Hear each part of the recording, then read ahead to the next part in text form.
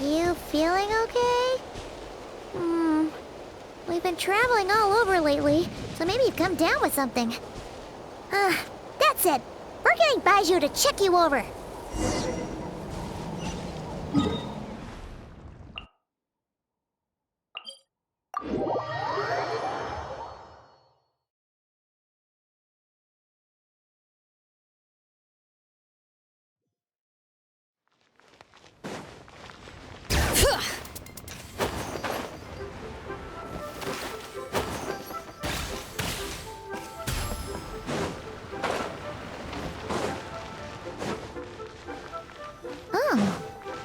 Baizhu isn't in his shop.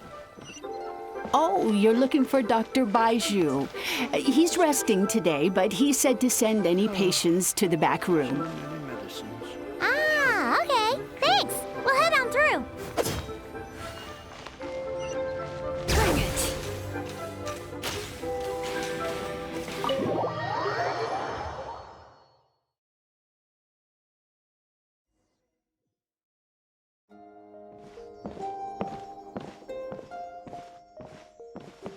Traveler, Paimon, welcome. What can I do for you? It's the Traveler. He looks absolutely beat these days. He has these huge dark circles around his eyes, like he hasn't slept a wink. And he keeps spacing out. You have to call his name several times before he snaps out of it. What do you think it is? Is he sick?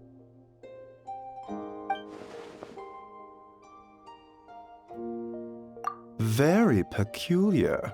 In all the time we've been acquainted, this is the first time you've come to me with a health complaint. Come, let me take a look at you.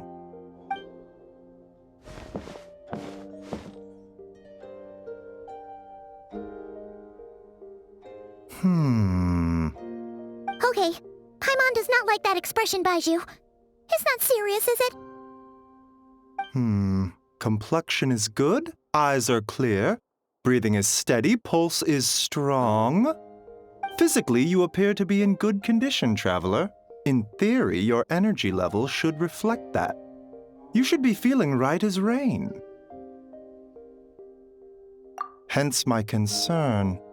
A clean bill of health is usually a good thing, but in this case, it likely means your situation is more complicated. Physical illnesses come with detectable symptoms that can be used to diagnose, medicate, and cure the condition. But afflictions of a non-physical nature, they fall outside a doctor's realm of expertise. Huh? What do you mean, non-physical nature? Curses, dark magic, it's hard to say. It could just as easily be a simple case of mental fatigue. Why don't you rest here for a bit? Whatever it is we're dealing with, clues to your condition are sure to reveal themselves in time. Once we know the root cause, we can administer the right treatment.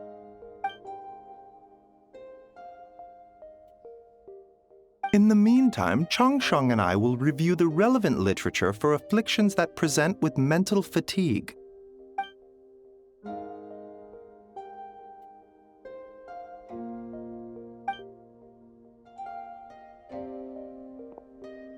Oh, must be a rare condition if not even Baizhu and Changsheng have seen it before. Well, all we can do is take their advice. You look like you're about to collapse anyway. Just get some rest. Paimon will be right here by your side. Fingers crossed you'll be all better when you wake up.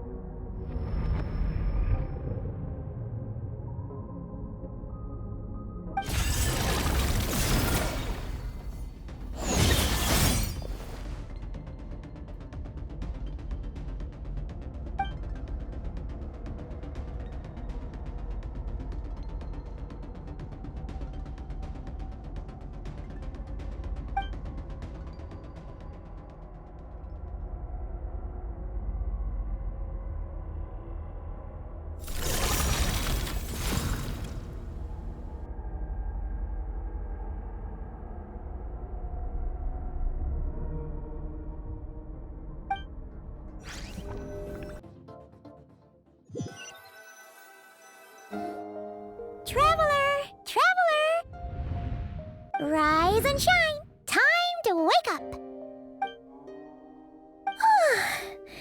For once, you're making Paimon look like an early riser. It's already afternoon. Hopefully all that sleep did you some good. Feeling any better? A cut? What? Did you scratch yourself in your sleep? All right, let Paimon take a look. Nope, nothing there. Wait, did you have a nightmare? Okay, don't panic. Paimon heard that dreams tell us what we need by showing us the opposite. So, if you had a nightmare, maybe all you need is something to cheer you up. Come on, Paimon will treat you to something yummy.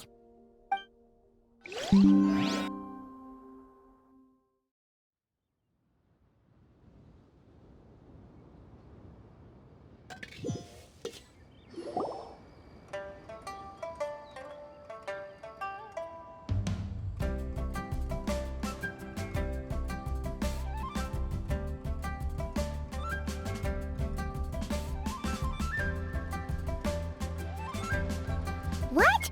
So, in this dream, you were trapped in a weird place with thick fog everywhere, and then a spike came out of nowhere and stabbed you in the back? Oh. Okay, well, that's a new one. Are you sure it was a dream? 'Cause from the way you describe it, it sounds like you were really there. But then again, you woke up right where you went to bed. And you were definitely in a deep sleep this morning. Then, it's decided. Paimon will stay up and watch over you tonight. If anyone tries to mess with you, Paimon will beat him up.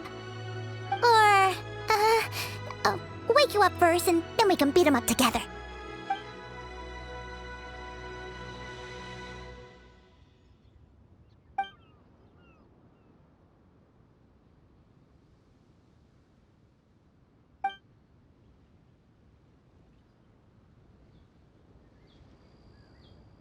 Something is missing. Did you just say something? The flesh remains whole, but the soul is incomplete. Left unresolved, the mind will wither away along with it. Ah! What the? Wait! Paimon remembers you! You're Childe's master!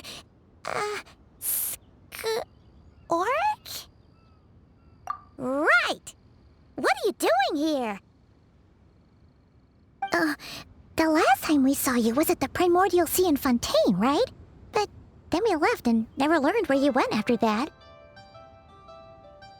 Childe's been looking everywhere for you, by the way. What brings you to Wanmean Restaurant of all places? You came here looking for us? And were you the one behind that hocus pocus just now? Tell me, what is it that you saw? Tight-lipped, huh? I suppose that's fair. You, I'll take a glass of wine. Oh, of course. Coming right up. We make this one in-house. It's not too strong. Enjoy. Chef Mao, I'll take a grilled tigerfish over here. Coming right up. If I knew we'd be this busy, I wouldn't have approved Shenhe's vacation. At the end of the day, what happens to you is of little consequence to me. I'm not here to try and win you over. Trust me or not, the choice is yours. If you want my help, now's the time to speak up. You have until I finish my drink. I was investigating an abyssal disturbance in the area and happened to notice you. Part of your soul is damaged, and the wound bears traces of abyssal corrosion. Need I say more? Neither of those things sound good.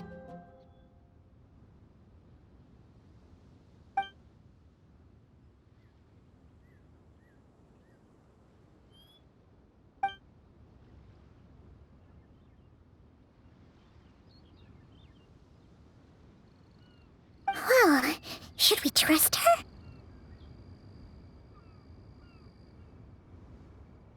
She mentioned an abyssal disturbance. Maybe that has something to do with what's going on with you. But we could always find a different expert on the abyss to help us out. Yeah, and that thing she said about your soul being damaged is scaring, Paimon. Definitely something we should fix sooner rather than later. Skirk's an interesting one, that's for sure. But from what Childe's told us, she doesn't seem evil, at least. 1, 2, 7, 10. That'll do. Well, have you made up your mind?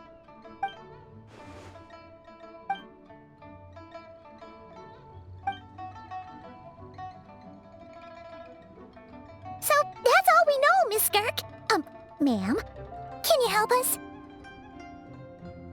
So, you couldn't disperse the fog. I understand. Come find me in the Gwali Plains when you're done here.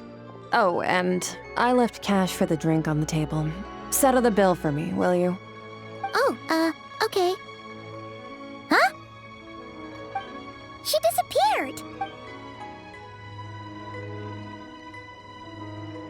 Wait, hold on. You overpaid. Here's your change. Oh, no. This includes the drink, so it should be the right amount. I didn't think you two ordered a drink. We didn't. It was that lady who came and sat with us, remember? You brought it out to her yourself. You sure? I could have sworn there were only 2 of you at that table. What? What'd you put in their dish, Chef Mao? Some kind of hallucinogenic mushroom?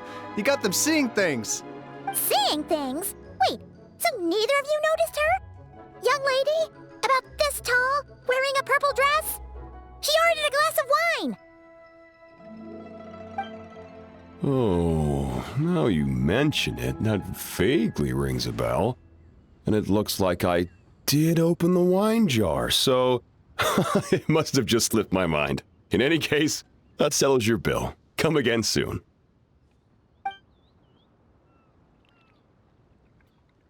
Coming! Okay, what was going on there? It's like they didn't remember Skirk being there at all. Even Paimon was half convinced we hallucinated the whole thing.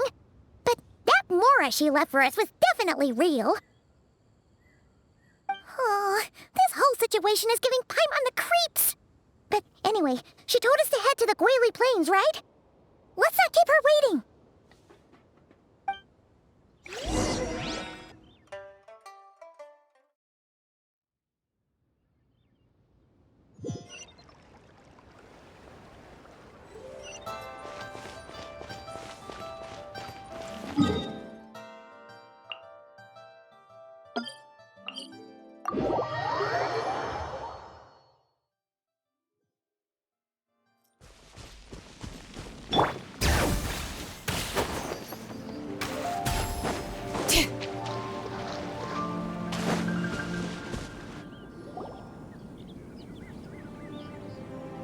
Whoa, what are all these rift hounds doing here?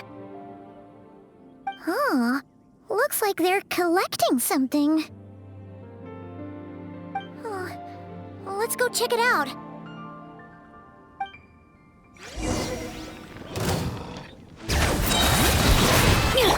Shower me with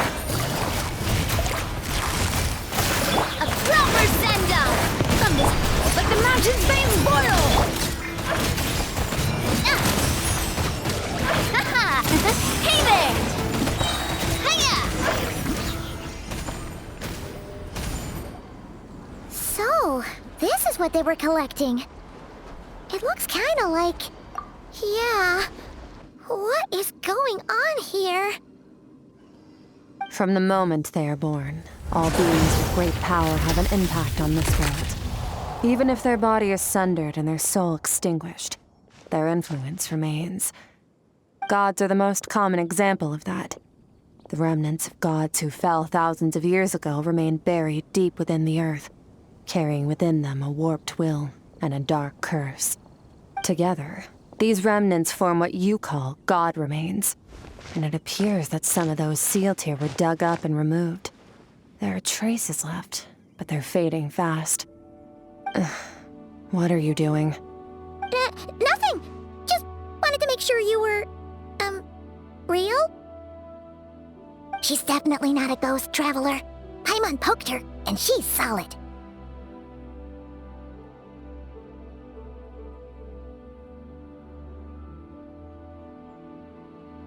Your life hangs in the balance, and that's what you're fixated on? Strange set of priorities. It was just a trick to avoid being perceived. If someone notices me, those memories are erased. Simple as that. Unlike you, I have no desire to establish a connection with the world. The weak and the lowly have no right to remember me.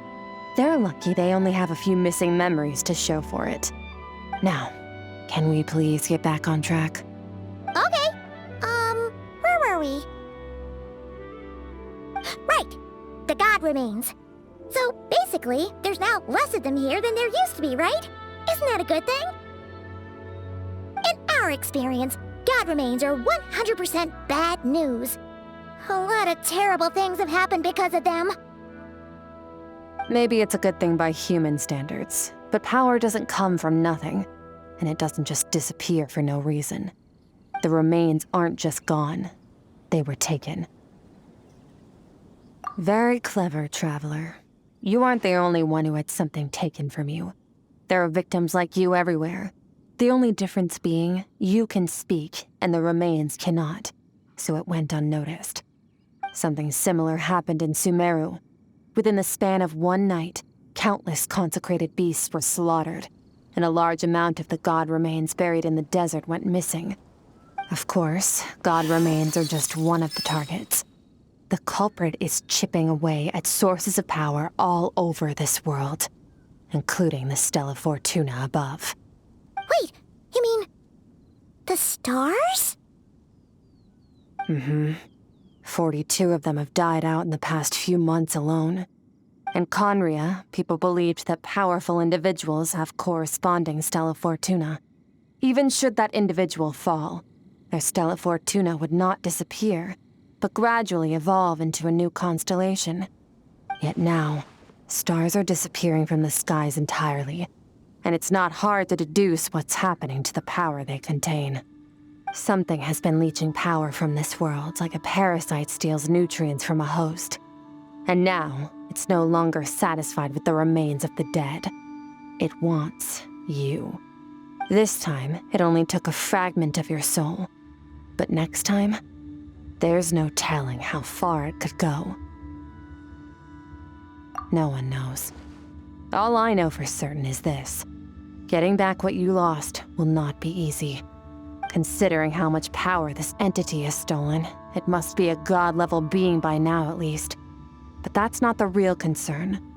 Souls are fragile things, and yours could easily be crushed if you go up against it. So you're gonna help us, right? We're going to help each other.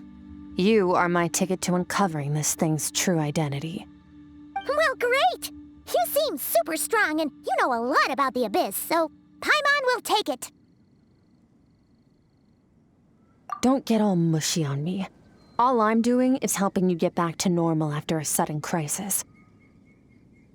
And I should warn you, getting mixed up with me can have unforeseen consequences.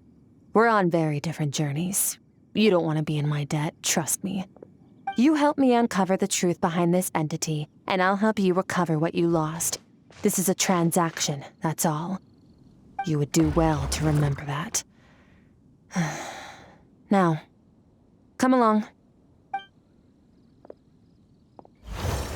Yeesh! You'd think she'd be a little friendlier since she's agreed to help us. But nope, she's just like when we met her in the Primordial Sea. So cold. Well, whatever. If that's how it's gonna be, then she doesn't deserve our friendship. What she does deserve is a super embarrassing nickname. Ah! Paimon's got it. Frosty the Lavender Melon! Serves that Ice Queen right! Anyway, the important thing is that we get that piece of your soul back. So, let's follow her and see what sort of plan she's got.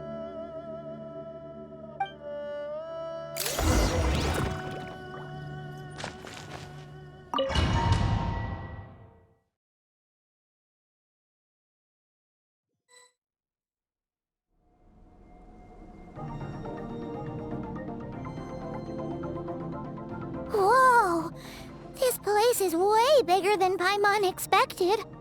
Where are we? This is where I live. I suppose it's the closest thing I have to a home here.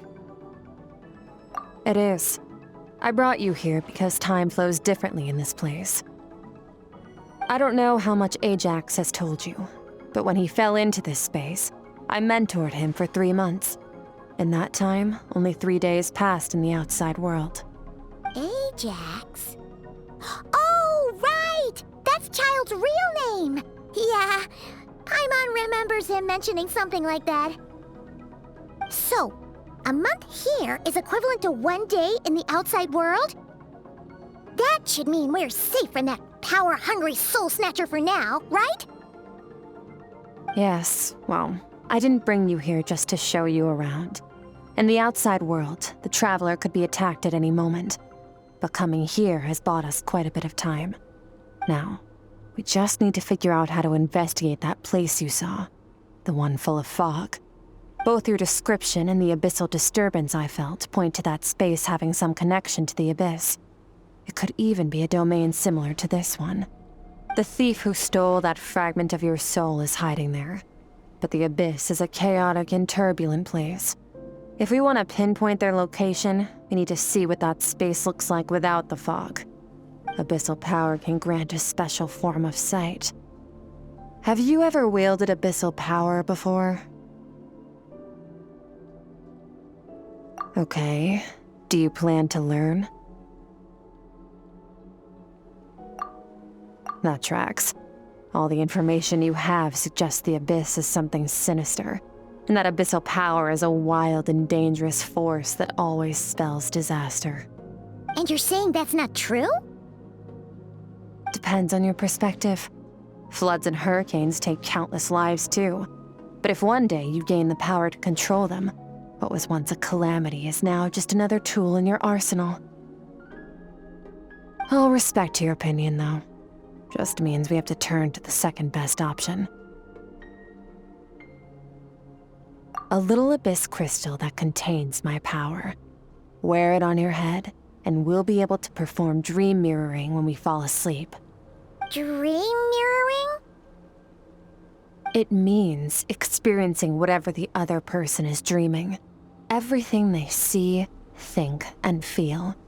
Since you haven't studied the art of using abyssal power, and have no plans to jump in the deep end right now, I'll have to do the investigating for you. With dream mirroring, every time you slip into a deep sleep, I'll see with my own eyes whatever scene plays out in your mind. Then, I can guide you through the dream environment, and we'll take back what was stolen from you. Huh.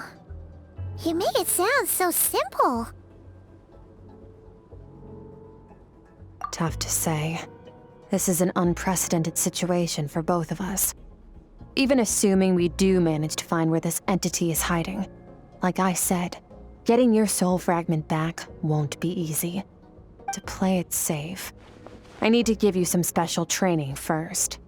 Wait, you're gonna teach him some of your martial arts? Does that mean the next time we see Childe, we have to treat him like our senior? Do as you want.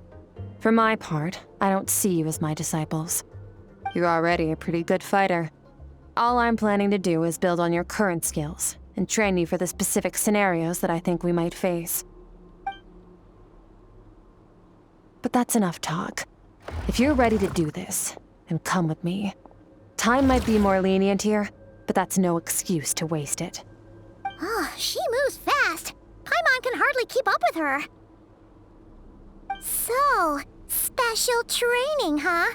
Kind of a rare opportunity. With your skills, there's not a lot of people qualified to train you. The last time something like this happened was probably anti-Raiden Shogun training, right? Oh, feels like a lifetime ago.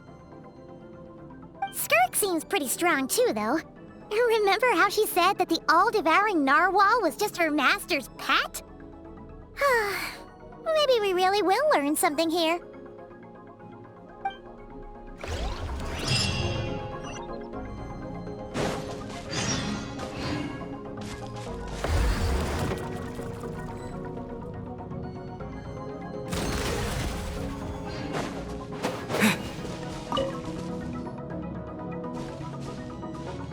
Ready?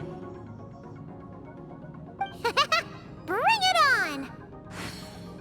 Your training will be split into 3 stages. Testing your blade work, elemental abilities, and reasoning skills. We'll start with blade work. You're no rookie in this area, so I won't bore you with the basics. During your long journey, you've no doubt sparred with a lot of talented sword fighters. Consciously or not, you will have picked up all kinds of techniques from them. You bet! There's Khaenri'ah, Master Jean, Kuching... Oh, and Kazuha, Ayaka... Yeah, we've met sword masters like you in every nation we've been through. You sparred with a bunch of them too, right? Nice to know it's all gonna come in handy now. Don't get too smug. In sword fighting, techniques alone are not enough. You need a cohesive system to bring it all together. A style or school of fighting. To use the human body as an analogy, your style is your skeleton, the foundation, the framework. Techniques are the muscles and other flesh attached to the bones. This is where your strength comes from. Improving your sword fighting is like growing that body. If your frame got bigger and taller, but you didn't add any muscle mass, you'd be weak and flimsy. Then again, if you packed on pounds of flesh without a big enough frame to support it, you'd end up bloated and unwieldy. You need to do some introspection. Take a good, hard look at your past experiences and figure out which parts of what you've learned are just techniques, and which parts can be used to form your own system of blade work. Only then will you get the full utility out of all your thoughts and observations along the way. Only then will every strike you deliver make perfect sense.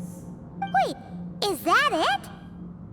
Paimon thought you were gonna teach him some cool new moves. Like when you went swoosh and opened a tunnel to another place.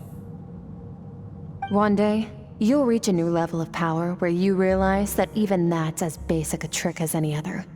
But right now, our sword styles are so wildly different that teaching you mere techniques is pointless.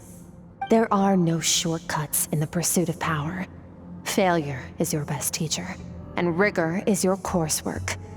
That's all I have to say. Time to make a start. Train until you're satisfied with yourself. Now focus. Destroy the crystal columns as swiftly as you can.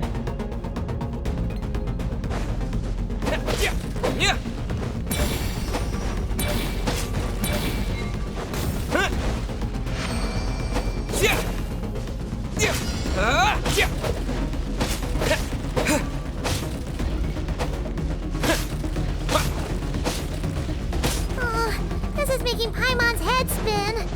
Hang in there, traveler!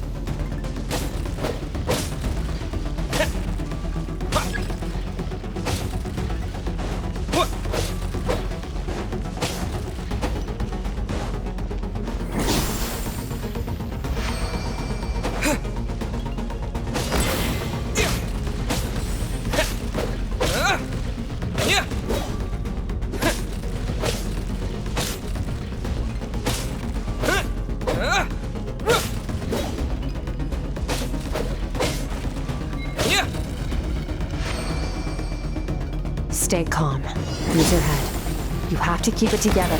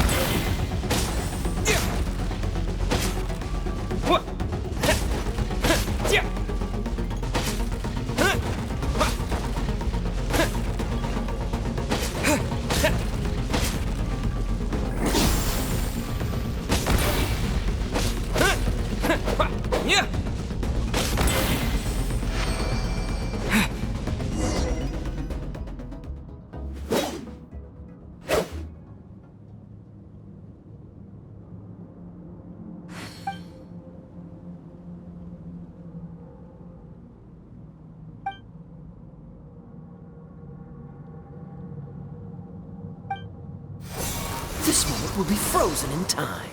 Cut to the chase. Consider a moment of true mastery that you've witnessed in another person, and ask yourself, what lies beneath the surface? What's their guiding philosophy? What's their state of mind as they maneuver their weapon? Now take that and practice it right away with speed, skill, and strength, over and over, until your hand is one with your mind. This is the only path to true growth. Step on up. Dance with the waves.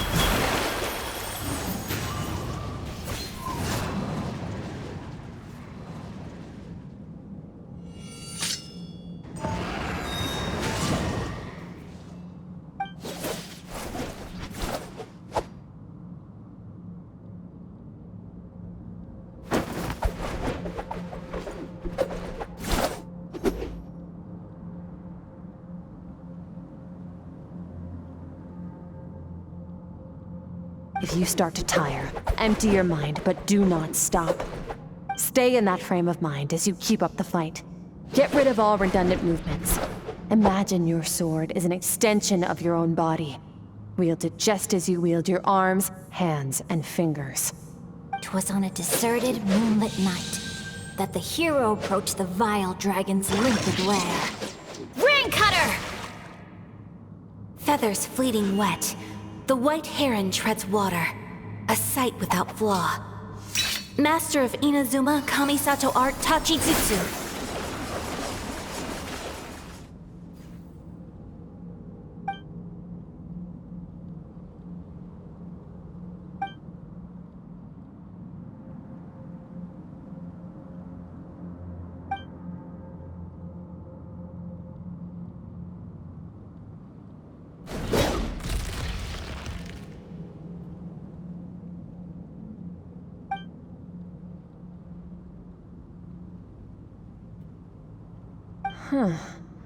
Looks like you've made some real progress.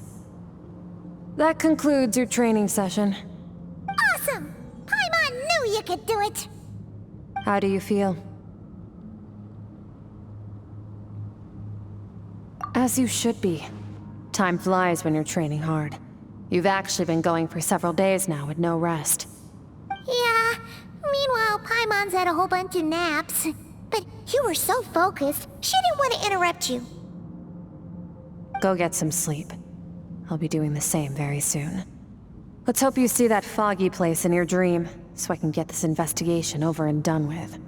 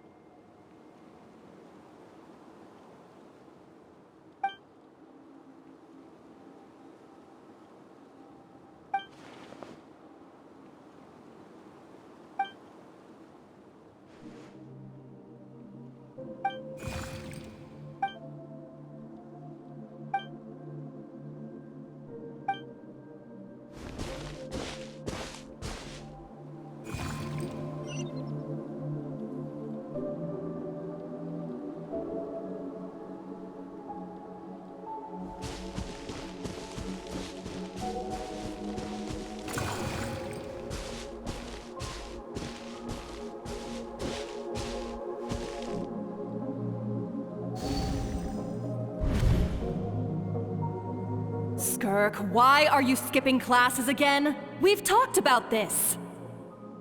'Cause he's a crabby old man, and he's a boring old man. I don't like going to his classes. Excuse me. You shouldn't talk about your teacher like that. It's very disrespectful. All right, let's not get into a big fight about this. Skirk's learned what she needs. There's no point forcing her to sit through more classes if she doesn't want to be there. But I'd still love to hear about what you got up to yesterday. Why don't you tell your dad all about it? I went diving, and I saw this huge fish. I never knew they could get that big. It looked kinda dumb, though, with that stupid big fat head. I tried to shake its fin, but it just spat water at me. Oh, and today, I'm gonna go to that prairie up north. There's supposed to be this giant bird there that can spit fire. I bet if I climbed on its back, it could fly me all the way to the stars. Then I suppose your old dad should get one as a pet too.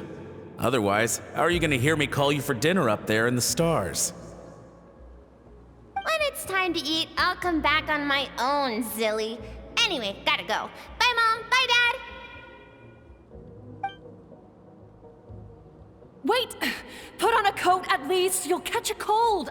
I'm talking to you, young lady. You spoil that child, you know. Ever since that merchant ship arrived, she practically lives outside. Always going on about exploring the beyond one day, whatever that means. Let the kid do what makes her happy. Besides, we both know you're all bark and no bite. Come on, our little adventurer is gonna be hungry when she gets back. Let's get started on dinner.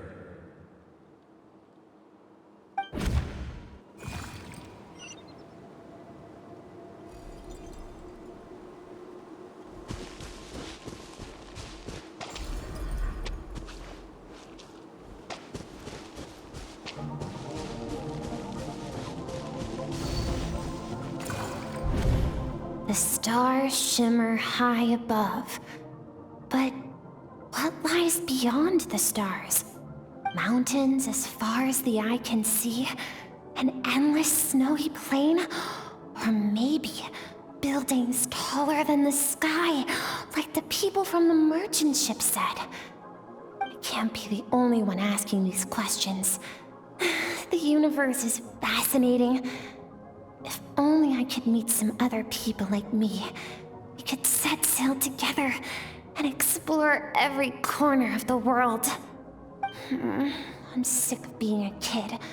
There's so many amazing things out there, and I'm ready to see them all. But for now, I'm starving. Better get back.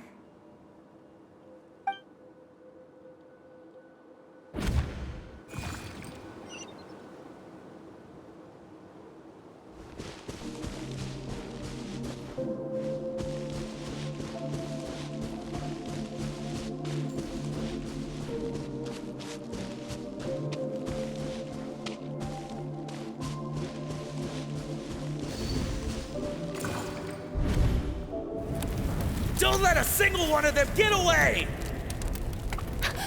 No, please, spare the children! Stay back! They're coming! Run! Help! Eliminate the threat. Take them down. Don't be scared. This way!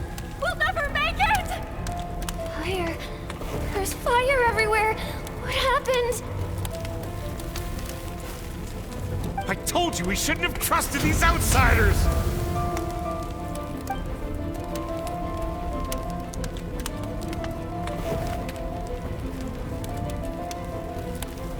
Why are you doing this?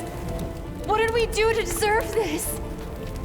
We welcomed you with our finest food and drink, showed you the best our home has to offer, gifted you cloth dyed by our own hands. And this is how you treat us? Run! Save yourselves! Captain, Zone 3 is clear and we have Zone 2 surrounded. Begin extermination. Remember the orders from upper command. No one is to be left alive. Rest assured, sir. We have enough munitions to annihilate these savages and burn their entire civilization to the ground. Good. The only ones who put up a real fight are that man and his wife, correct? What's their status? We shot the man in the ankles and the wife broke her wrist attempting to fight back. They won't be doing much more fighting. They're holed up in their home for now, but they won't last long. To prevent them from making some kind of last stand, we're planning to clear out the other zones first so we can send a bigger squadron to surround them. Well, well. Turns out some of these beasts do know how to use their claws. Now the threat these savages pose will be undeniable. Let them cling to what's left of their lives for a little longer. Once the other zones are cleared, I'll cut off their heads myself.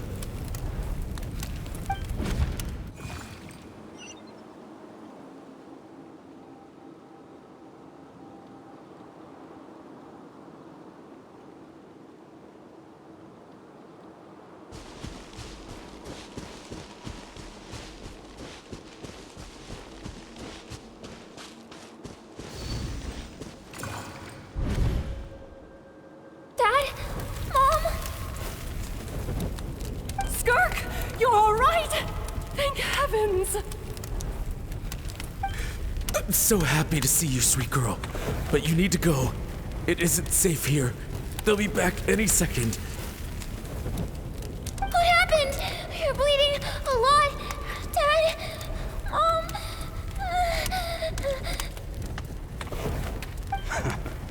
This is the place. Alert all units. Prepare to surround. Run, Skirk! Run as far away as you can! Don't trust anyone! Your dad and I, we're not afraid to stare death in the face, but we need you to survive. My clever girl, so curious. You're already so brave.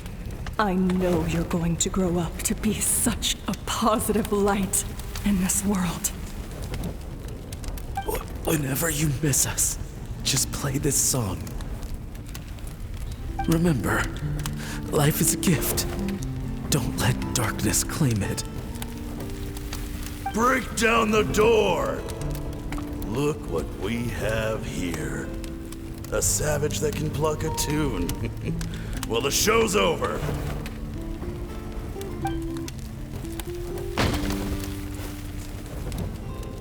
You! Stop singing! Shut it! I said shut it or I'll make you! Fine. Have it your way!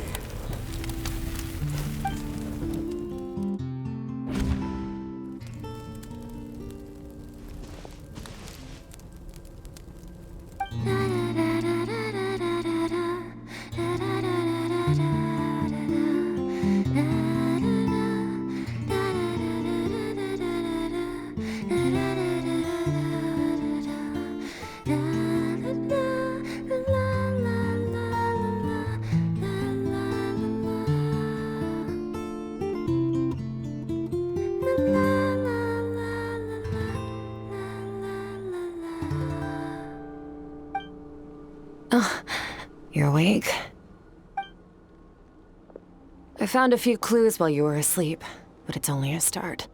Now, time for the second stage of your training. This time, the focus is elemental energy. Come find me when you're ready to begin.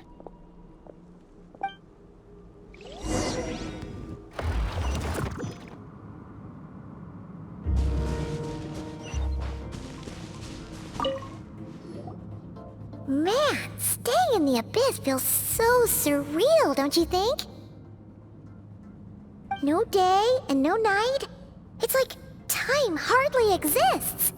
If we weren't careful to keep track, it feels like we'd have no idea how long we've even been here. Well, except for the fact that Paimon still gets hungry like clockwork. You go do your training. Paimon's gonna grab a bite.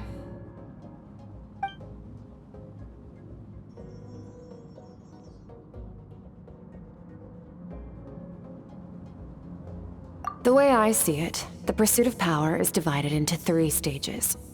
The first is mastering the use of standard weapons. Next is learning how to harness natural energy. And after that, you're free to challenge even higher dimensions. The natural energy of Teyvat is, of course, elemental energy. But that's not my area of expertise. I draw from a different source of power. Abyssal power, yes. Also known as the power of the Void Realm. My master, Sertologi, is a true expert in that area.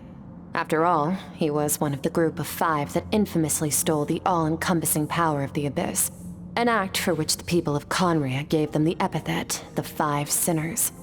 The elemental energy of Teyvat, on the other hand, is derived from the power of the Light Realm. These 2 forms of energy exist in direct opposition to each other. Suffice to say, there's not much I can teach you this time. A keen observation, traveler. Call it respecting local norms. The Abyss stands in direct conflict with the will of this world. So, to make my life easier, I disguise my power to make it appear Cryolike in nature. It's a technique I learned from some Khaenri'ah ruins, known as the 7 Shifting Serpent. If you ever change your mind about delving into abyssal power, I can teach it to you. So I've heard. You seem to have a knack for removing abyssal power. But is purification really what's going on there? Like I said, power does not simply disappear. Just thinking out loud.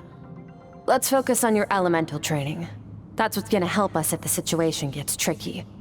True growth comes from adversity, but only if you make the choice to pick yourself up again every time you fall. So, it's time to push yourself to the limit, and then keep pushing. This is the only way to advance at pace. Use the power of Animo to clear the field as fast as you can!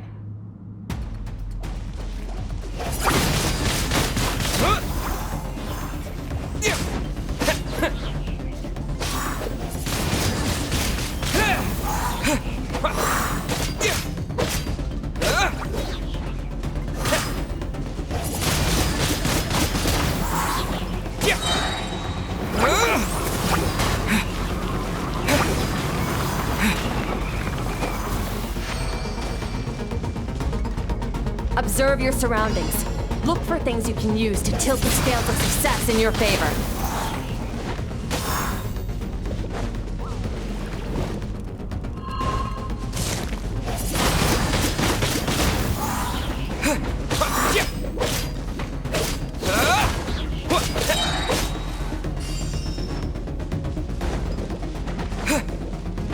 With the wind!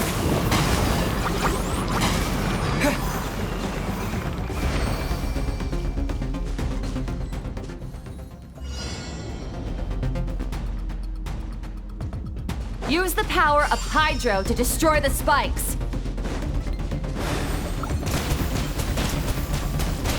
Go!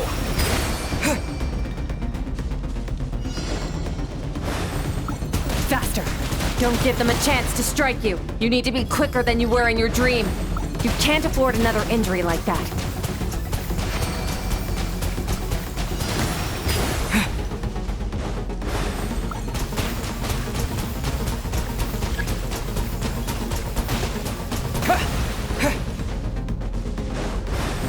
Go!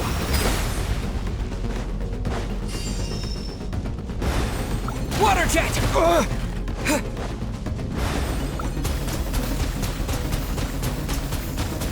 Water jet!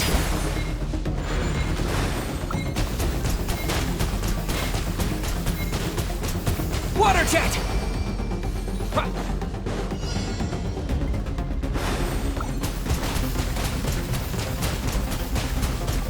Go!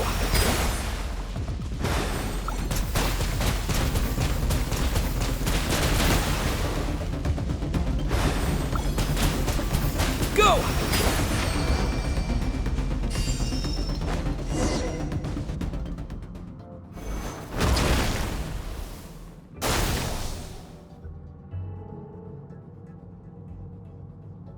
You need to understand what makes you special. The ability to wield elemental energy without a vision and switch between the elements at will. It means your aspirations need no approval from the gods. Your power is not bound by the rules of this world. So be bold. Do not be afraid to chart your own path.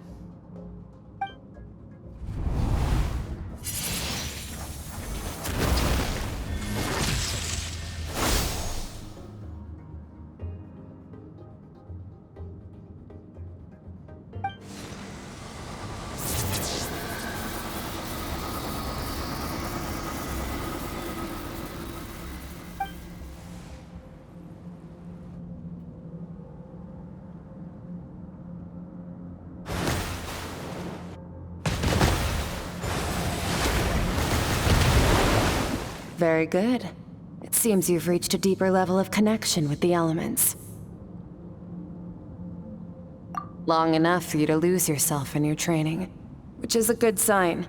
Relentless practice with the elements has drained all your strength, but it's also what allowed you to make progress. Get some rest. When you wake up, we'll proceed to the final stage of your training.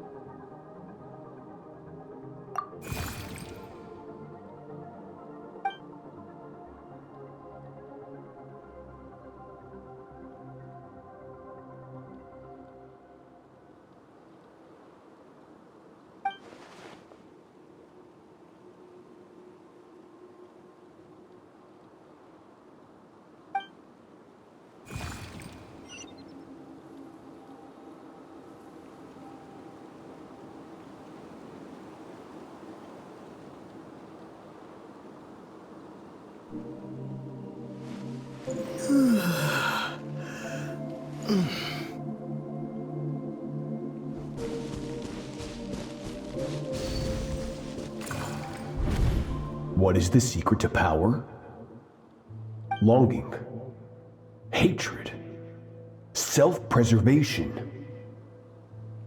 No, it is fear. The fear of losing those you love. The fear of watching your home burn. Fear of loneliness. Fear of death. Fear is the source of evolution. It forces humanity to adapt to their environment and overcome hardship. It is in the process of prevailing over our fears that we surpassed first ourselves and then the rest of the world. That fear is now part of you. It calls on you to evolve. And it is time to answer.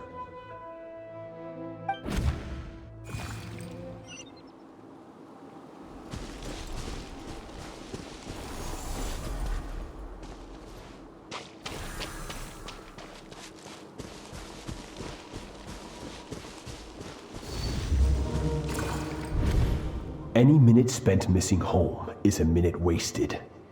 Practice your sword work instead. Do not make me tell you twice. But, Master, I can barely lift the sword anymore. If I keep going, I feel like my wrist is going to break. So it has not broken yet. Then pick up your sword and keep practicing until it breaks. I want to hear the cracking and splintering of bone. After all, bones can always be reset.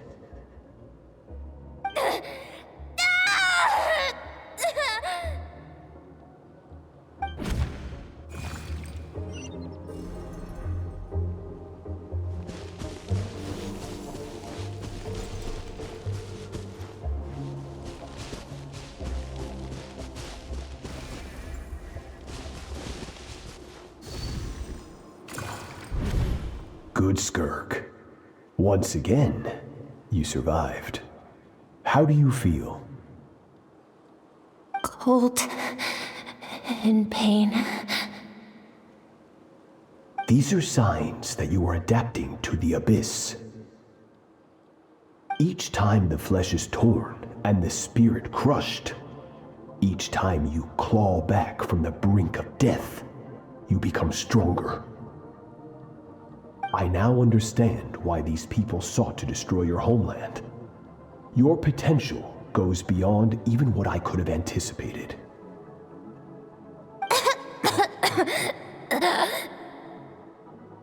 But you still have much to learn in your pursuit of strength. Your mind is rife with distractions. From now on, I shall show no mercy in your training. You must learn to shut out all the pointless emotion, crush the self that makes you weak, and become master over your physical form. Get up, Skirk. Wipe the blood off your face. Cut away the rotten parts of your flesh, and mend what is broken. Then take up your sword.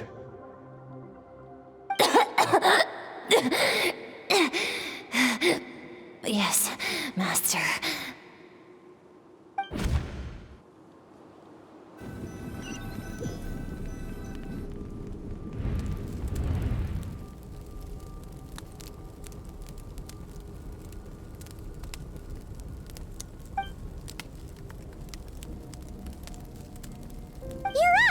Hopefully you got some good rest.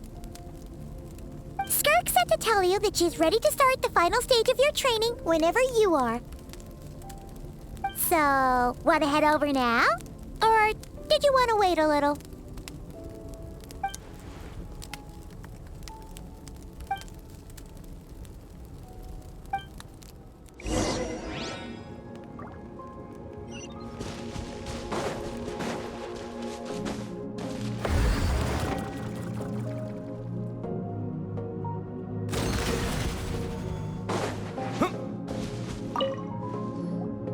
From your training so far, you have gained better command of the sword, and more control over your elemental abilities. That's only part of it. Experience is the real teacher. Your journey, the friends you have made, the dangers you have faced. These have taught you more than I ever could. Now, it's time to focus on how you react under pressure. You must be able to think rationally, even in unpredictable combat situations. To simulate this, I'm going to attack, and you're going to block. Ready? Not bad. That defensive stance looks near unbreakable. Just like your sister. That reminds me. You still don't know what happened to her, do you?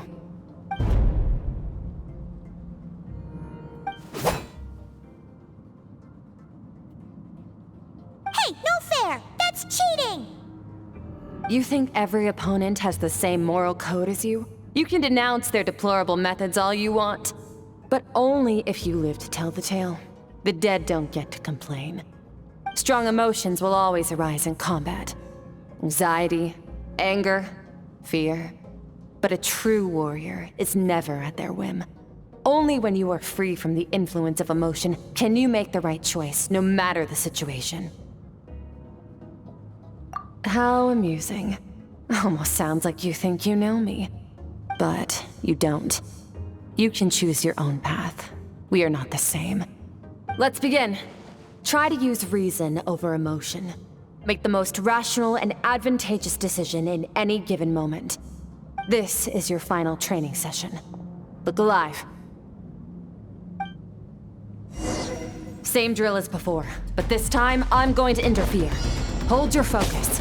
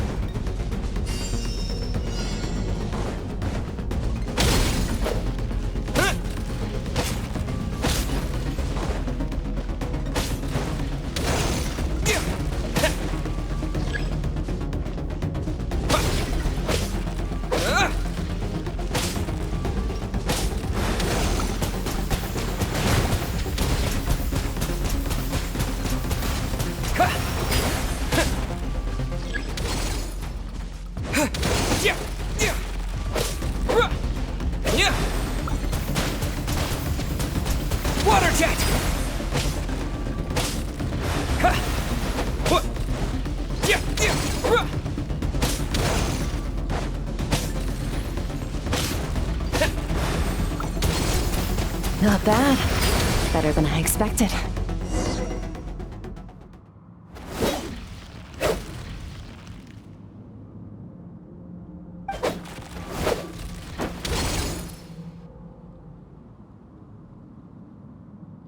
You're getting the hang of it. The first step to controlling your emotions is controlling your mind. You want a unified train of thought. It all comes down to focus.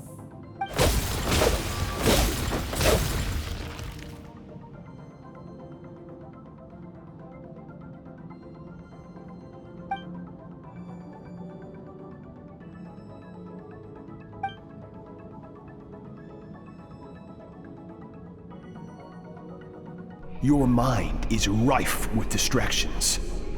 From now on, I shall show no mercy in your training. You must learn to shut out all the pointless emotion, crush the self that makes you weak, and become master over your physical form.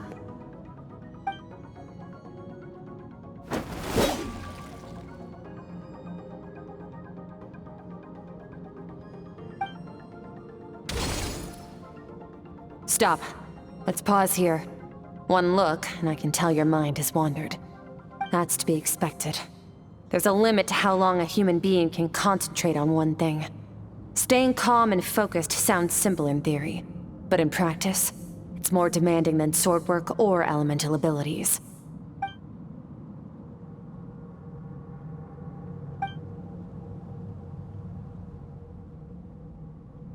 Get some rest. No point training further if you're already dead on your feet. Like I said at the beginning, the only goal of this training is for you to reach a point that you're satisfied with. You managed to push past your limits, which is a good start. You can be proud of that, and sleep well knowing that you've earned it.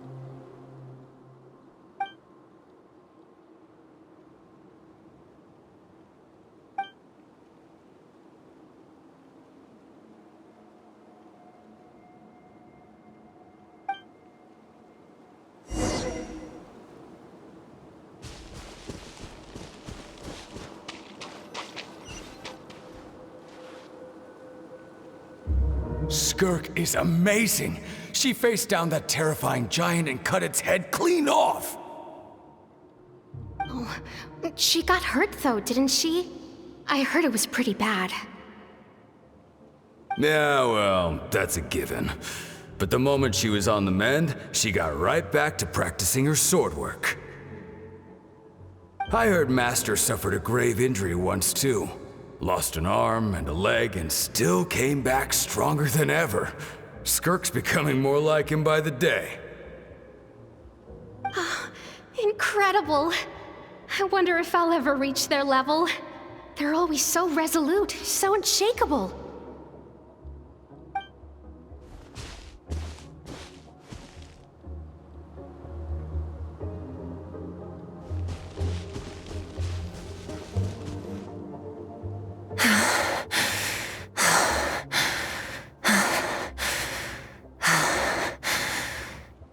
Pathetic. You're not even trying. You're so much weaker than you think. Skirk, have you become a positive light in this world?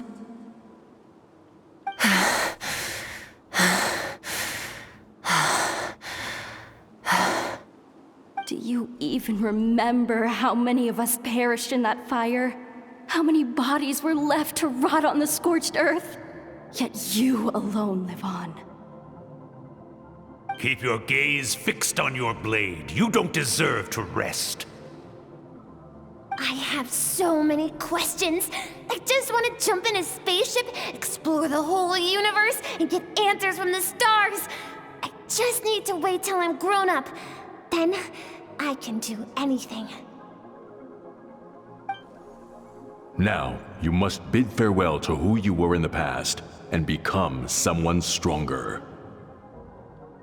Run, Skirk, run! Only death awaits us here. Keep running, and don't ever look back.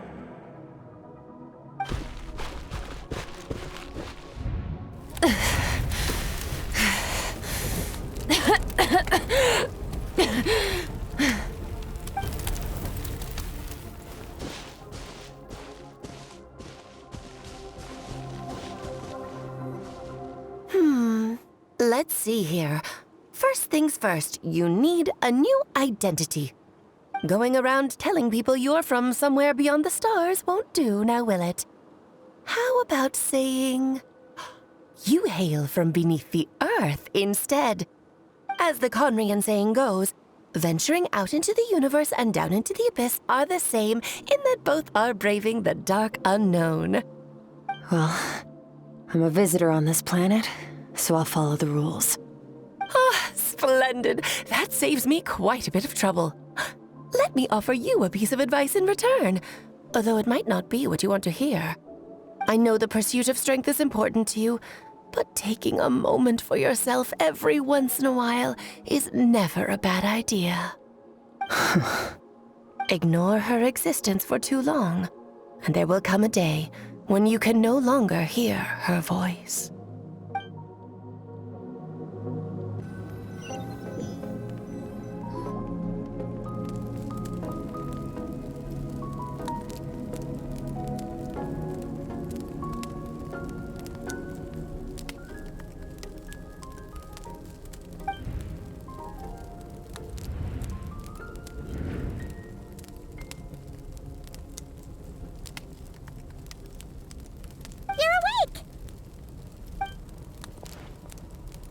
Be starving, right?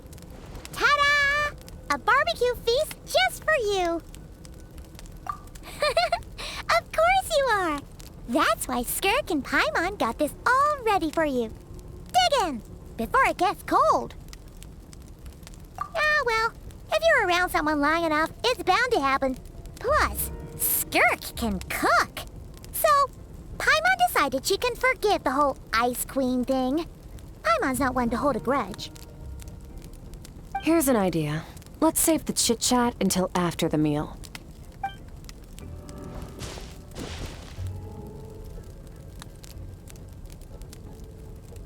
Ugh, so full.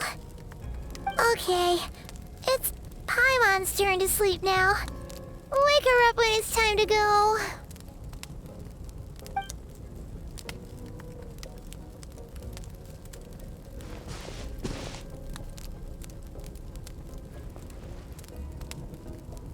I have good news. First, your training is complete. You have what it takes to wield immense power. Now it's just a matter of putting it into practice. Continue to learn from your journey and hone your skills against formidable opponents. Second, I've located the culprit we've been searching for. Next, you just need to retrieve the missing part of your soul, and our business will be concluded. When Ajax trained with me, he once told me he was bursting with questions. So I allowed him to ask me 3 of them before he left. You and I may never meet again, Traveler. So if there's anything you want to ask me, now's your opportunity. Just like Ajax, I'll answer 3 of your questions.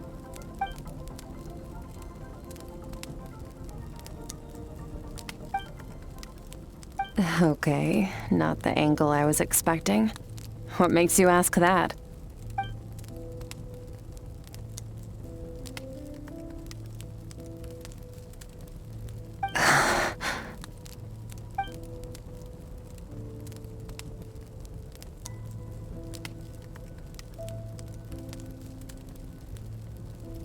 I knew that was a possible side effect. Closed off my mind to you for that exact reason. Even with the dream mirroring, you should have seen nothing but endless darkness.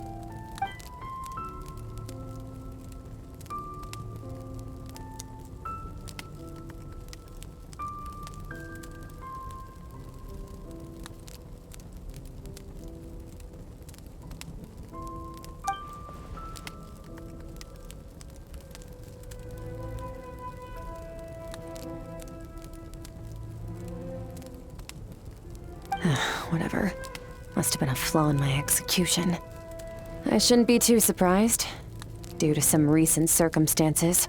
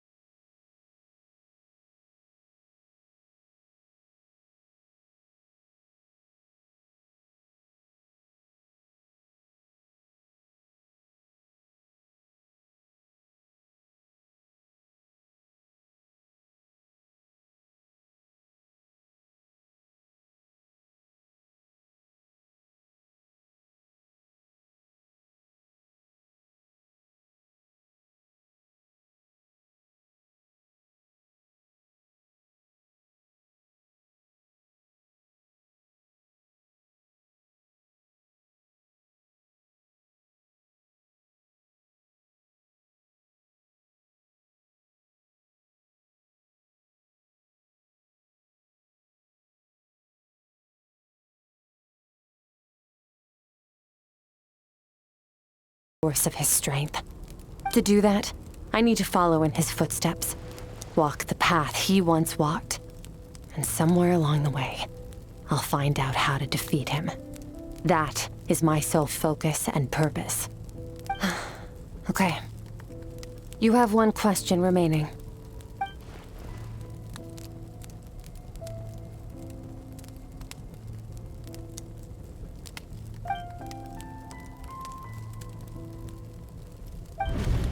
You make it sound so easy. Ever since the incident I experienced there, I've never stopped searching for Master Skirk and that unknown abyss. But it's been years now, and I've still found nothing.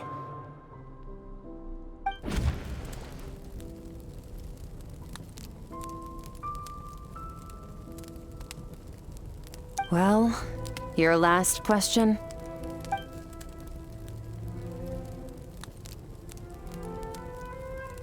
Ajax.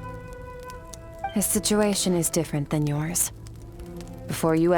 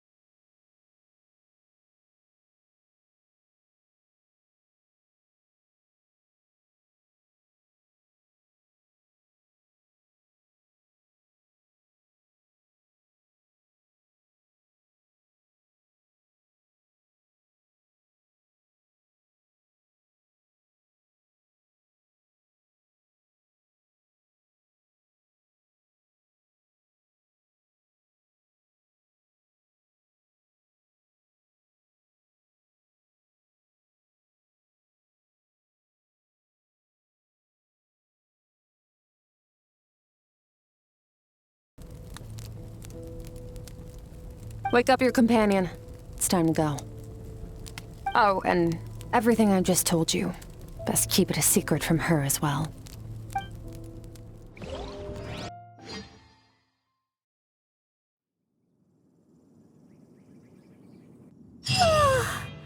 Time to go.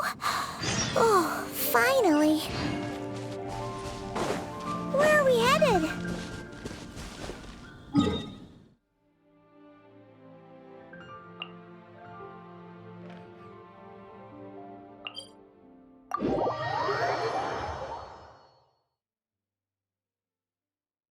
Just follow me. I'll open an abyssal rift close to the culprit's location. It will take us to where he's hiding.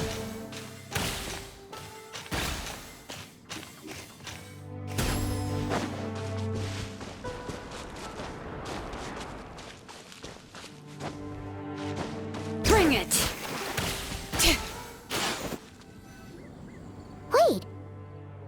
near the chasm, right?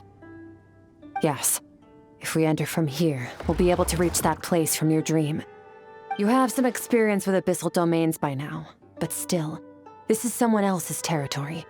Best to proceed with caution. Don't worry. Paimon's an expert at hiding behind other people for safety. Oh, but, that means you need to stay safe, traveler. All right. Remember your training. Time to put it to use.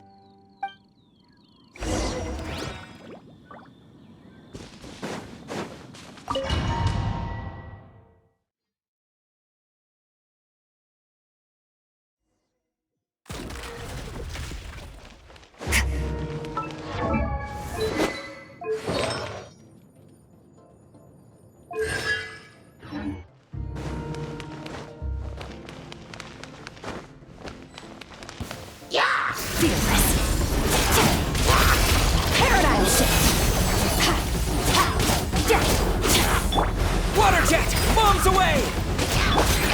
Extinguished!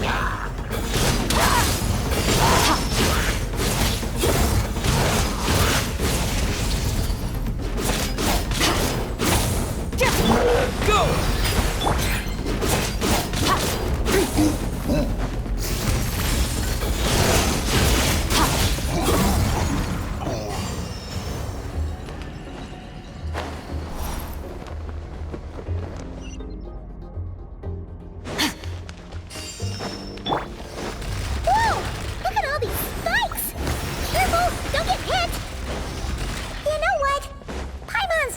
Float behind you. Come on, you got this.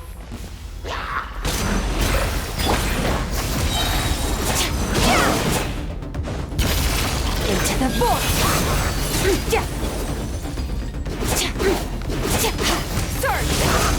Hey, what are you two doing here?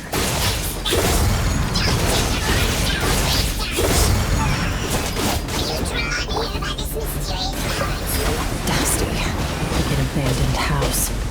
Let's press on.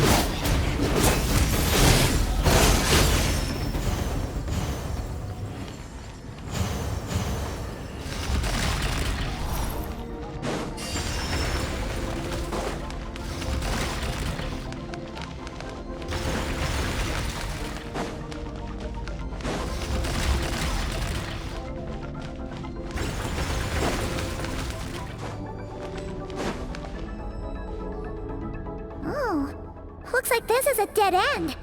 Did we make it to his hiding place? Ugh! This fog is making it impossible to see anything! This should be the place where you were attacked, Traveler. The missing part of your soul should be nearby. Can you sense where it is?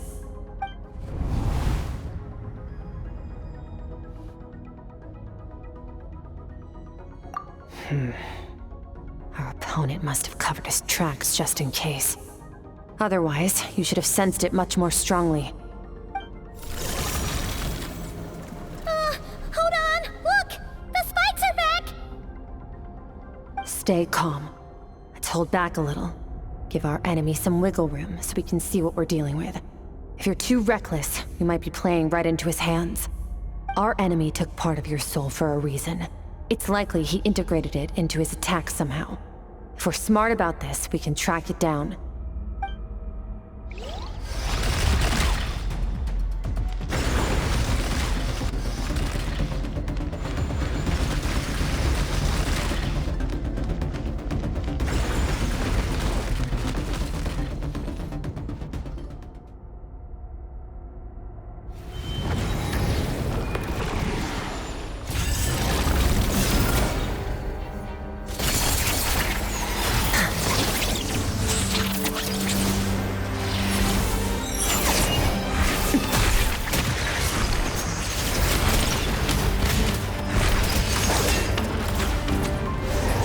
From the start, the attacks have been focused on me. Trying to break through my defenses? I see.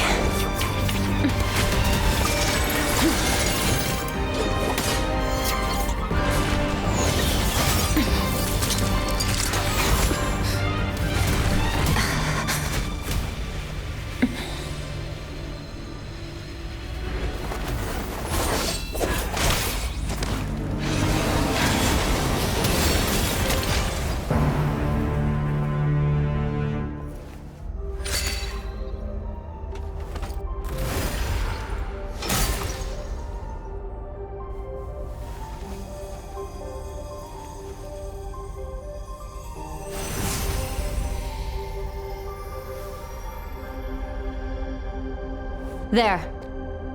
I got it back. Traveler! Skirk! What happened? It looked like Skirk just got...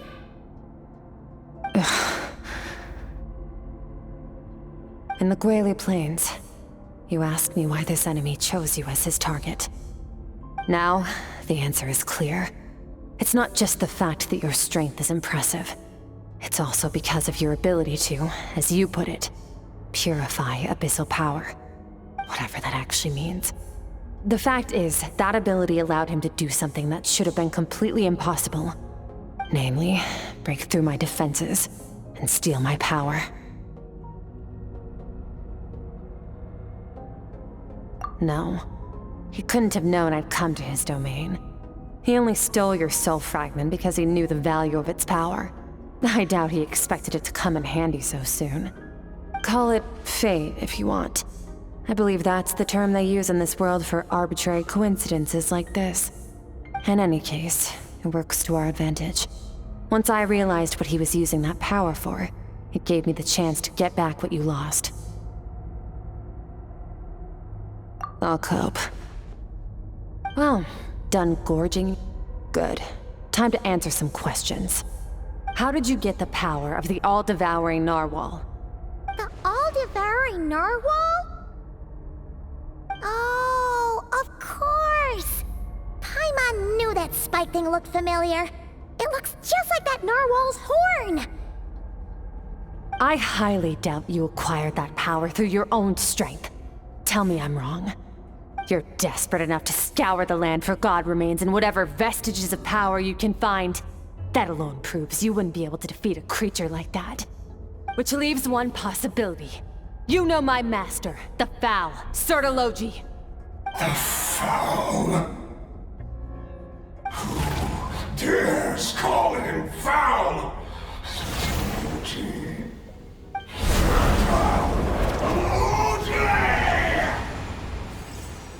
What's wrong? Bit off more power than you can chew? You're struggling to hold a basic conversation. Just a little longer. I'm still...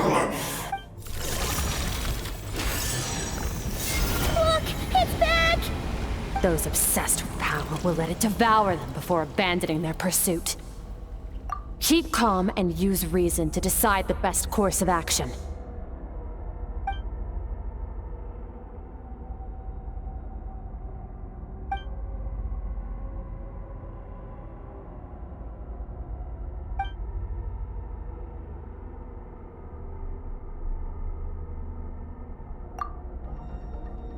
Wise decision. Final victory doesn't always come after a single battle. You've got your soul fragment back, so we both got what we came for. Let the enemy draw breath while he can. It won't be for long. Get us out of here, Traveler. You'll need to lead the way this time.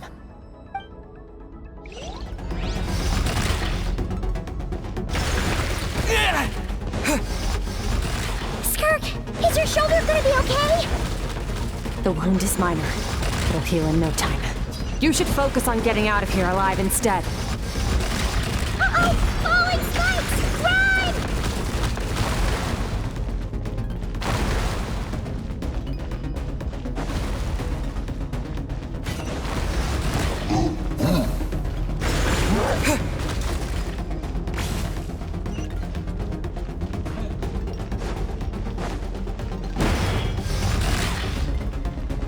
Watch out! Looks like this place is about to collapse!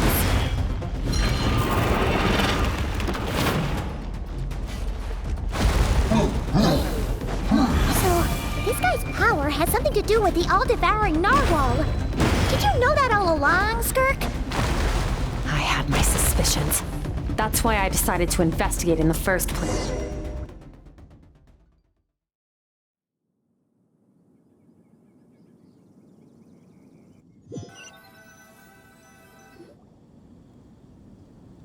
Phew. Oh, we should be safe here, right? I no longer sense his presence. Can't have followed us out of that abyssal domain. Weaklings like him will find that my power is not so easily controlled. He won't be leaving that place until he's managed to digest it. You seem surprised. I suppose that's fair. You've seen but a fraction of what that whale is capable of. That gaping maw could swallow a planet whole. It's called the all-devouring narwhal for a reason. Devouring is what it does best. It can extract power from anything, dead or alive, as long as it manages to make physical contact. Yeah. When we had our run-in with that thing, Neverlet mentioned that it has an instinct to devour.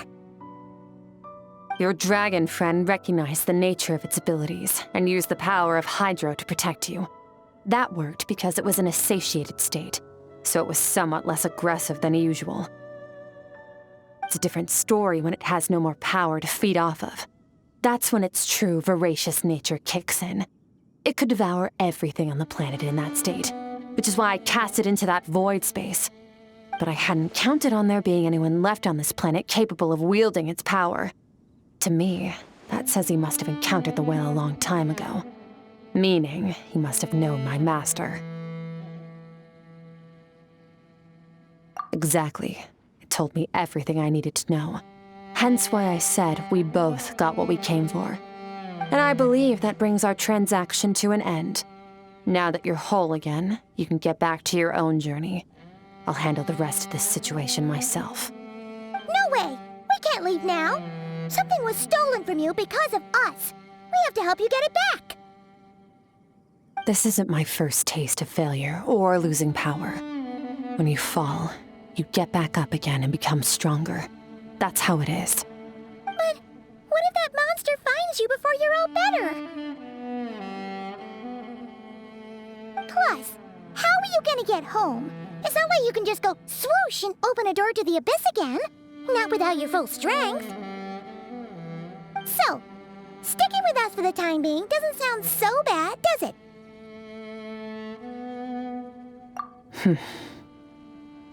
Fair enough. Then take this. What is it? A bag of Mora.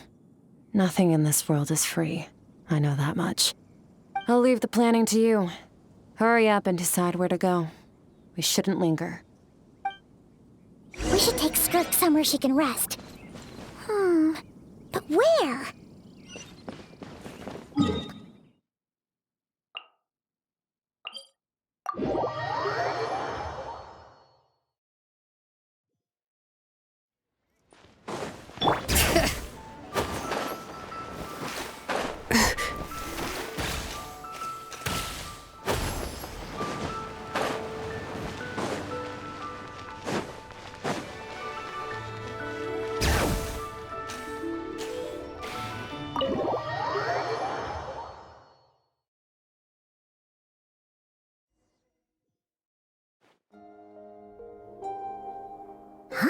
This bag from Skirk has a ton of Mora in it. Does she have a job or something? Wait, no. After what we saw at Wamin Restaurant, that seems impossible. Can you imagine? It would go something like... I'll be collecting my paycheck now, boss. Oh, sure thing. Wait, who are you? Have we met? Can't hold a job if you make everyone forget about you. So, what did she do to get all this Mora? Claimed some buried treasure, took care of a few monsters that were causing trouble. Nothing untoward. It's safe to use. You heard all that? A sonorous voice like yours is hard to miss. I wouldn't be surprised if the sound of it traveled to the nearest mountaintop. Then, did you by chance happen to hear Paimon's little, joke earlier?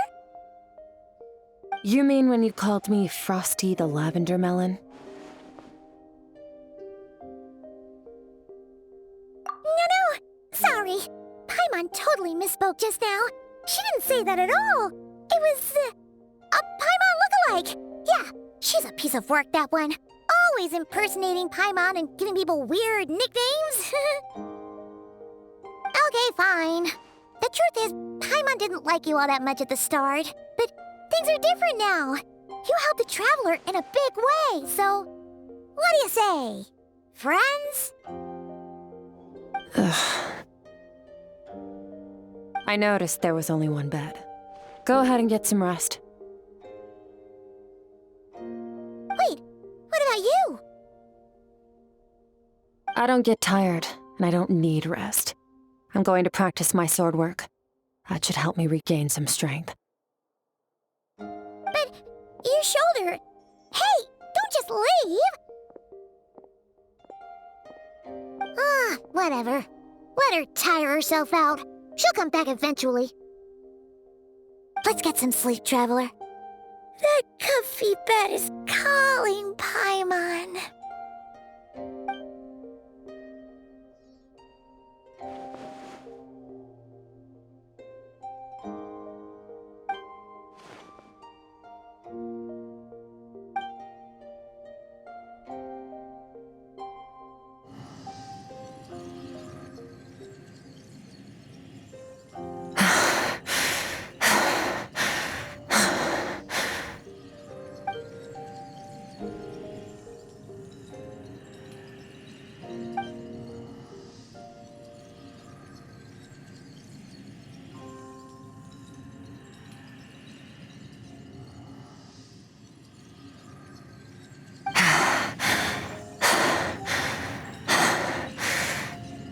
Quiet.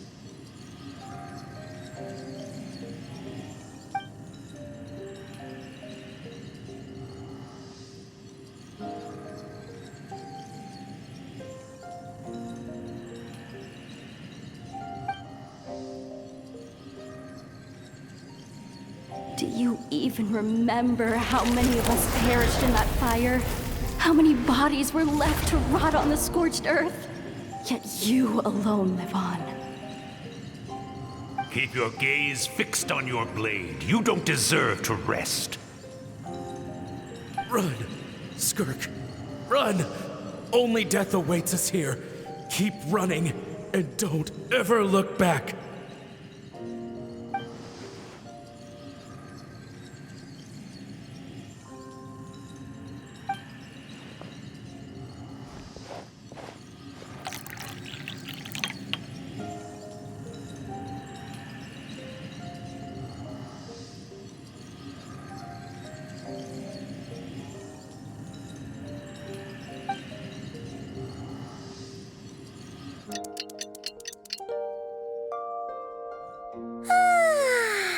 Getting an early night's sleep is the best. That bed was so comfy. Wait, Skirk? Have you been sitting out here the whole night? The bed's all yours if you want it.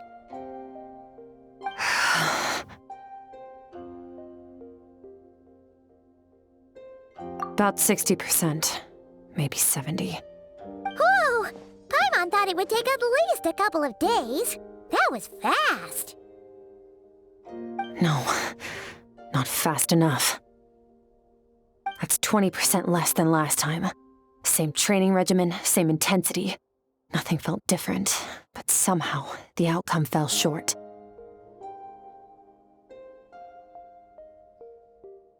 No, I think the problem's with me. I need to meditate for the next 2 days. Deep introspection should help me find the issue. Ooh, sounds intense. We'll watch over you in the meantime, then. Thanks. See you in 2 days.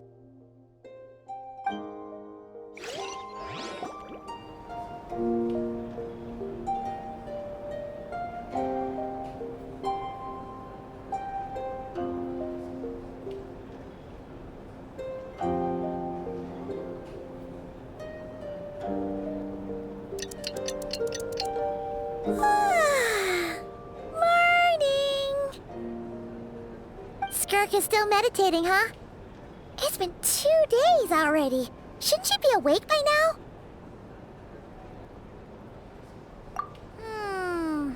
Paimon can't think of anything we can do to help. Oh, wait! Breakfast! That's it! Paimon will go get breakfast! Skirk is gonna be starving when she wakes up. Be right back.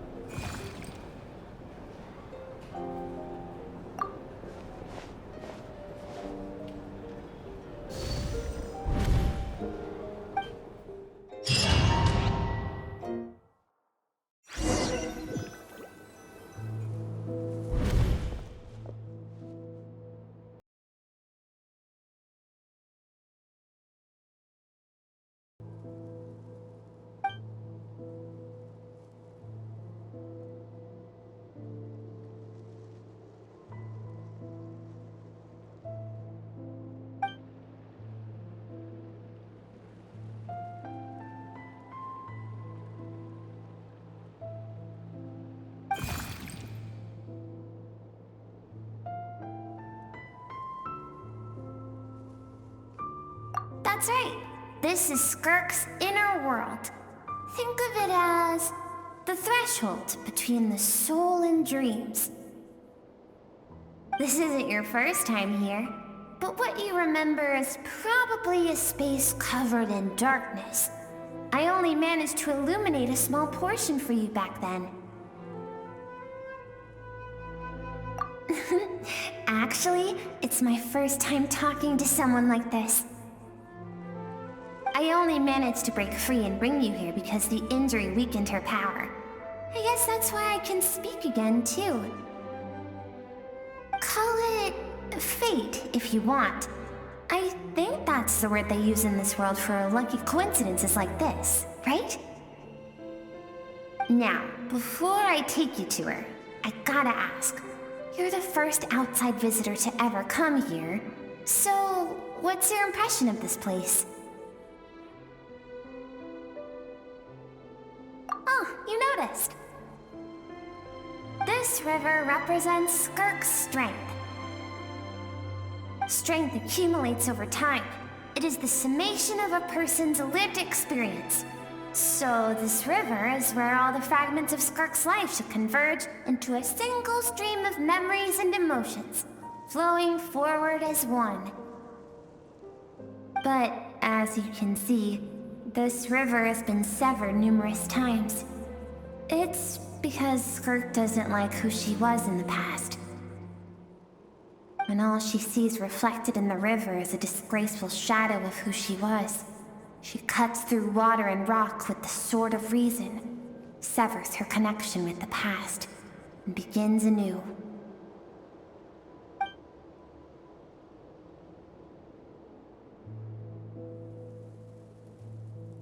You must learn to shut out all the pointless emotion. Crush the self that makes you weak, and become master over your physical form. This isn't my first taste of failure or losing power. When you fall, you get back up again and become stronger. That's how it is.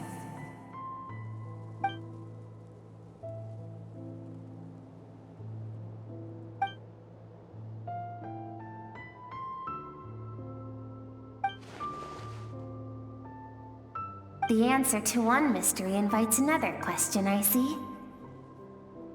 Let's follow the river upstream.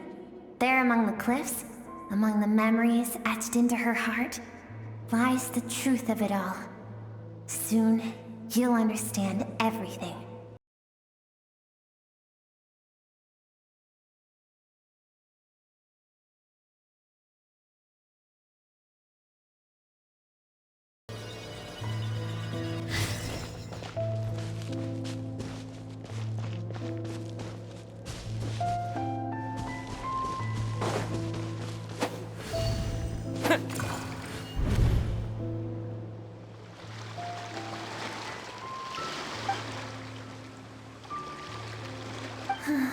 I've always thought that, even when falling leaves don't come from the same tree, they can still form bonds of kinship when they meet. Like meteors, you both made a journey through the stars. Both travelers who have landed on a planet that is not your home. Yet, when she first noticed your presence, although she hesitated for a moment, she still chose to walk away.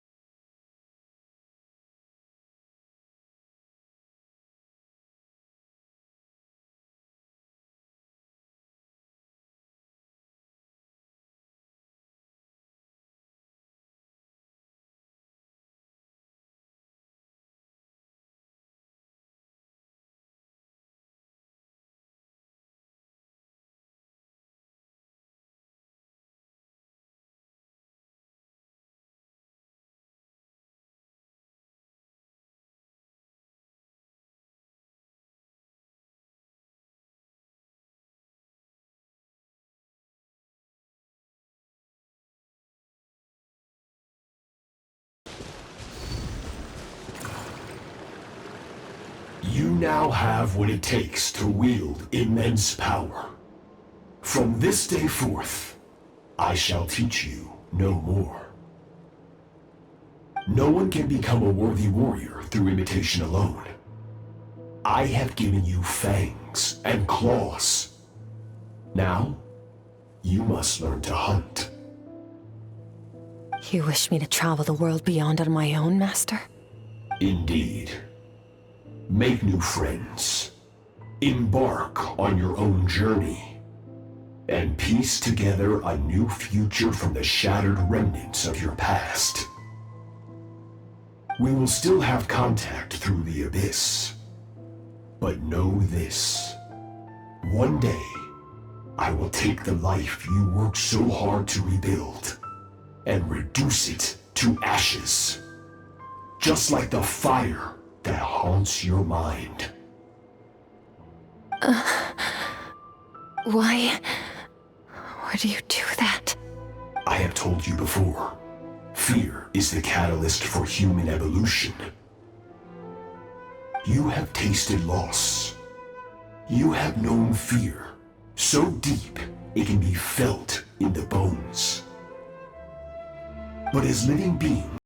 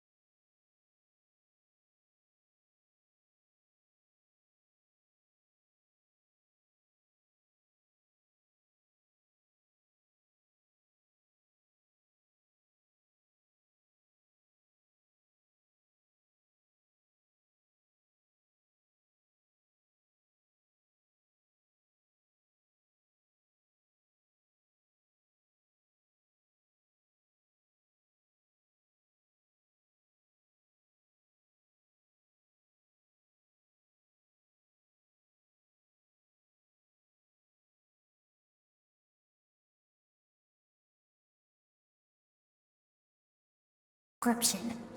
The form you see him in here, clad in abyssal armor, is the one he usually wears when traveling through the stars.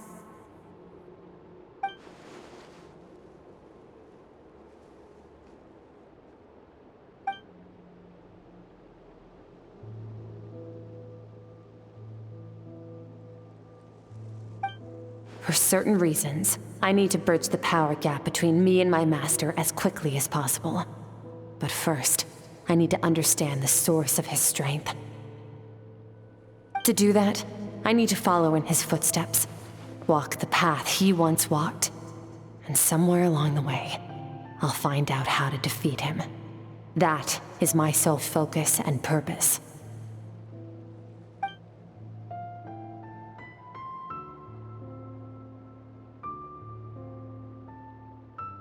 I'll let you in on a little secret. The real Certology is terrifying. The scope of his power is impossible to understand until you experience it firsthand. It is absolute, the power to crush all things. Shall we keep going? Let's see. We're about halfway there.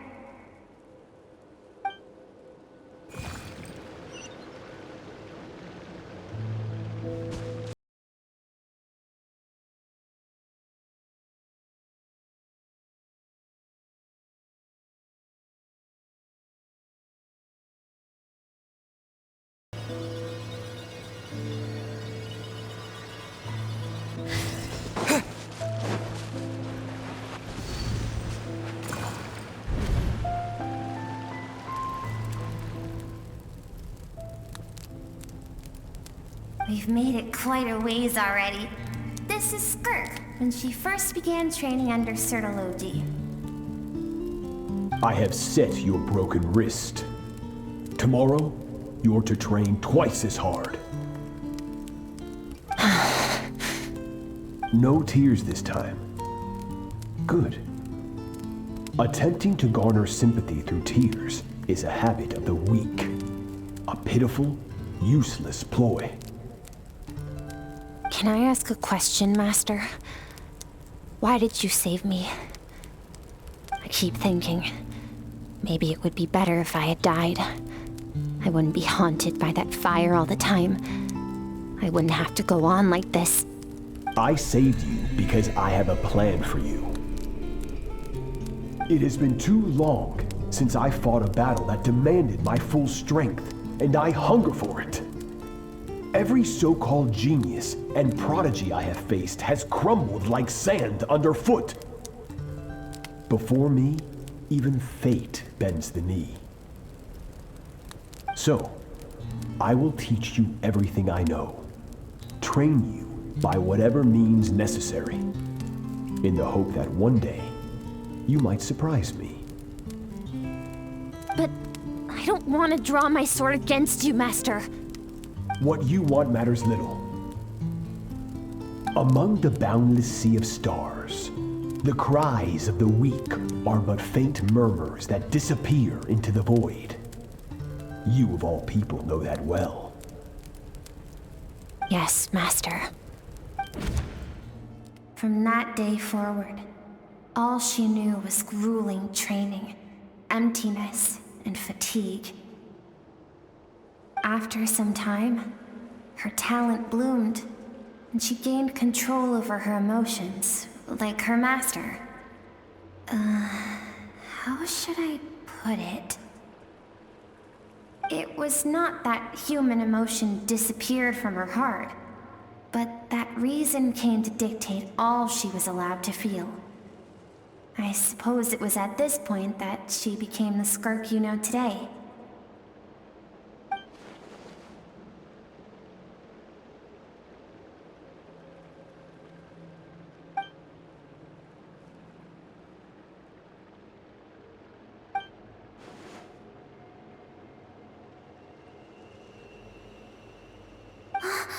We're nearly there.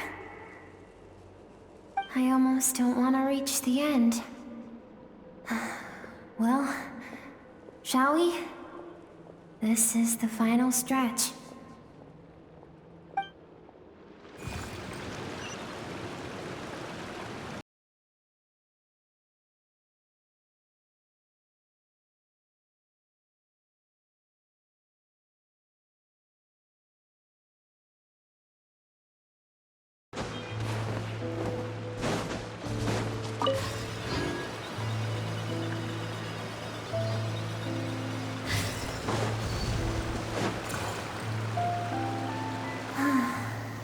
These are Skirk's happiest memories.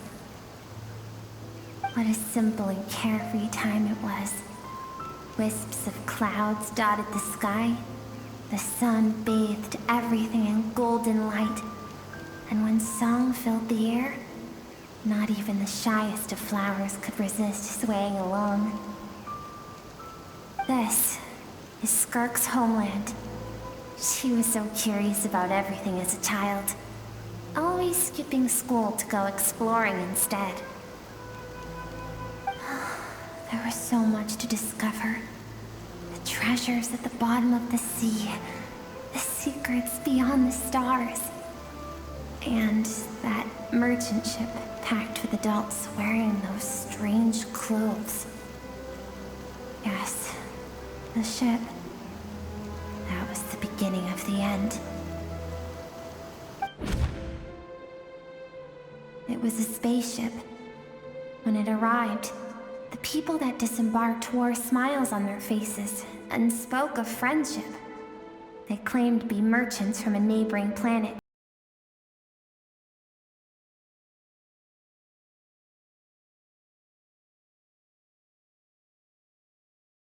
Welcomed the newcomers with open arms and allowed them to explore the planet.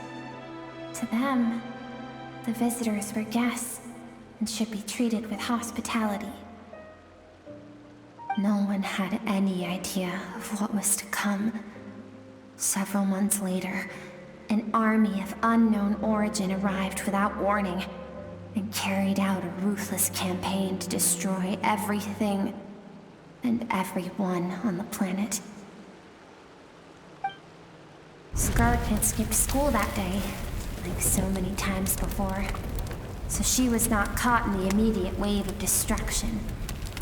But when she came home that day, only fire and ruin awaited her. Countless people cried out to her for help. People she knew and loved. Friends and relatives. The little girl who lived next door. The shop owner with the bad leg.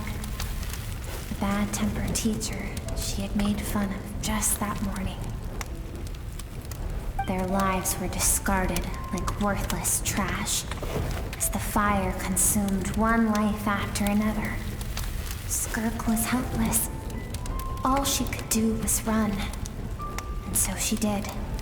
She kept running until an unexpected figure crossed her path. If Sertology hadn't been there in that moment, the fire would have claimed her life too. And there she would have remained, left to rot in the scorched earth, with no answer as to why any of this was happening.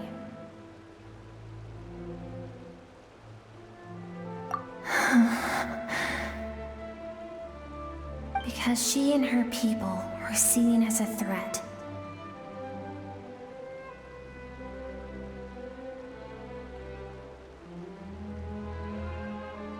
As the initial merchant ship explored the planet, they discovered that it hadn't always had the condition to support life. Yet there was evidence of human activity, even during the periods of extreme heat or cold in the past. Further research revealed that, over time, the people of this planet had evolved the ability to adapt to any type of environment or energy source. For that reason, the outsiders viewed them as a potential threat and decided to eliminate them before the threat could rear its head. And so, the army was called, and the so-called danger was wiped from the face of the planet. Senseless, isn't it? Deemed a threat because of a gift they didn't even know they had. Perhaps it was their own innocence and kindness that doomed them. But in the end, that was lost to the blaze as well. If those with power get to decide good and evil, then all you can trust in is the sword in your hand. And so, before death could claim her, she ran. She ran and never stopped. No one wants to relive their most painful moments. Well, that brings us to the end of the story. This is as far as we can go. Skirk is waiting over there. For both of us. Let's go to her. It's time to fulfill my purpose. And my greatest wish over all these years.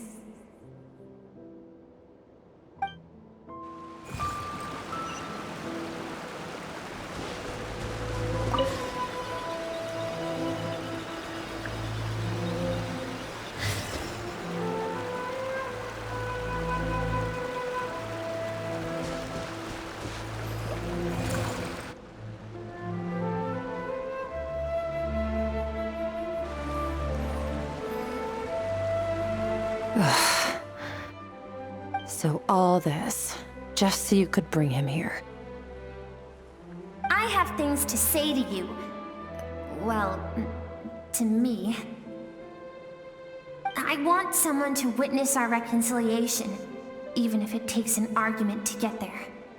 And he is the best choice in this moment. Her suppressed emotional self. The version of herself she keeps locked in the recesses of her mind, stifled by reason. All those rejected impulses, those discarded aspects of your past selves, they are a part of me now. I am who you used to be.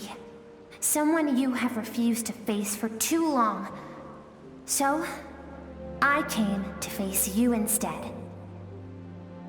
You're wrong. I've faced you all along. And that's exactly why I keep you locked here. Your existence makes me weak. Moments of joy and longing are when we are most vulnerable. Don't forget, it was a penchant for goodness over reason that doomed our homeland in the first place. The vastness of the universe renders everything insignificant. Our feelings most of all. Even so, learning from the mistakes of the past doesn't have to mean erasing everything.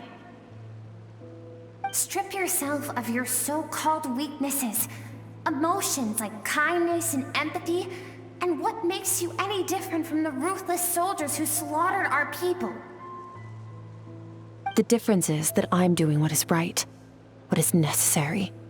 I allow you to exist, but with limited freedom. That is the greatest kindness I can offer. I've shouldered everything you couldn't carry. I rose above the numbness and emptiness, and it was cold, unfeeling reason that brought me this far. It made me who I am. It made me strong. That is the problem. I want to shoulder those things together. On the grand scale of the entire universe, maybe our feelings are vanishingly small, but why should that mean they don't matter? Emotion gives warmth to the cold expanse of space. It gives meaning to the world around us. Think back to those nights of gazing at the stars, those afternoons of exploring the unknown. Think back and let them grant you peace. A brief respite from the pressure you put on yourself.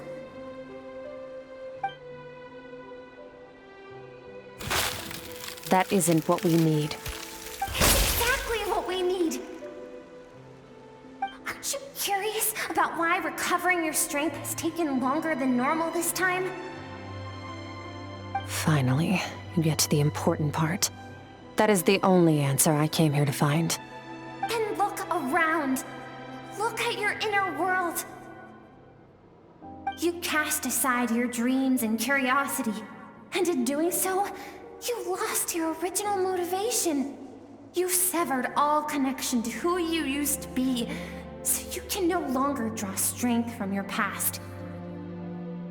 Now, the only things driving you forward are fear and survivor's guilt. But these cannot take you far enough. And so, this river, the source of your strength, grows more polluted by the day. And do you think that means I should seek help from a weak little thing like you?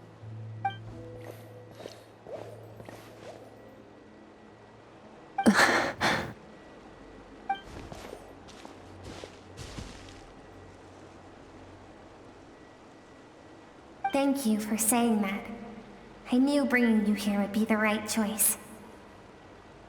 To be honest, I'm not here to argue with you. This isn't about who's right or wrong. And in fact, I agree that in order to make it through the wake of that tragedy, we had to distance ourselves from the pain through reason over emotion. But what is right at one point in time isn't always right forever. I know you will never forget that fire. I know the fact that you were the sole survivor fills you with guilt. And I know that among the voices that haunt you, mine is there too. Because deep down, you know that you didn't turn out to be the person you wanted to be. All those unfulfilled hopes are like knives to the heart. And I don't want you to hurt anymore. So even if you can't accept me, I hope, at least, that you can let go. I keep thinking, maybe it would be better if I had died. I wouldn't be haunted by that fire all the time. I wouldn't have to go on like this.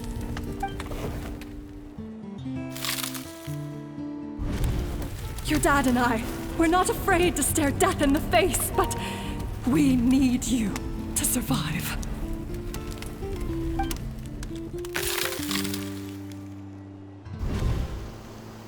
I'm sick of being a kid. There's so many amazing things out there, and I'm ready to see them all.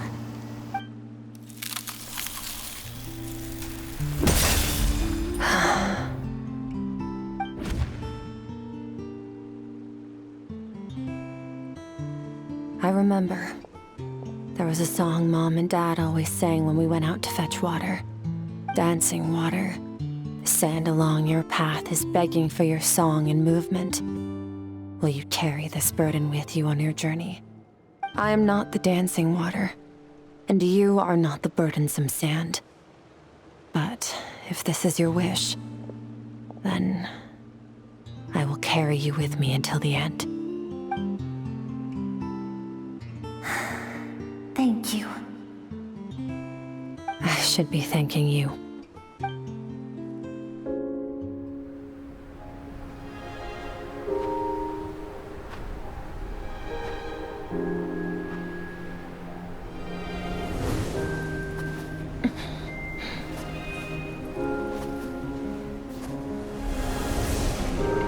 Run, Skirk, run! Remember, leave no one alive! Heed my words, Skirk. Let fear take root in your soul. Did you survive? Why was it only you? Skirk, did you become a positive light in this world?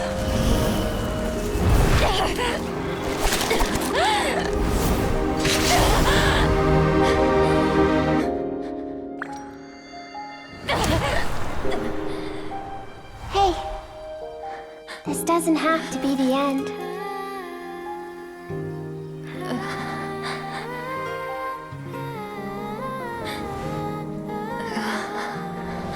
Life is a gift.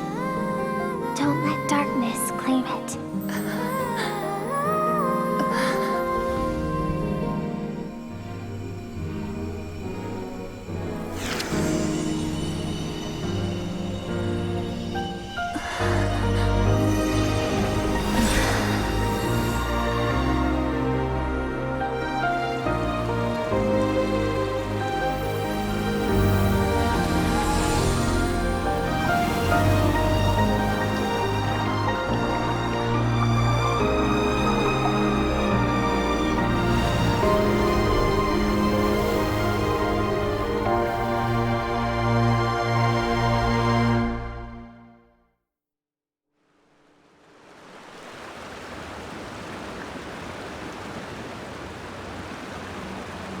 So, you saw my memories then.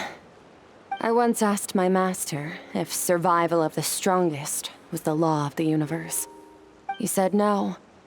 But in a world without order, those with no moral boundaries tend to be the ones who survive. That's why, after hearing his answer, an idea came to mind.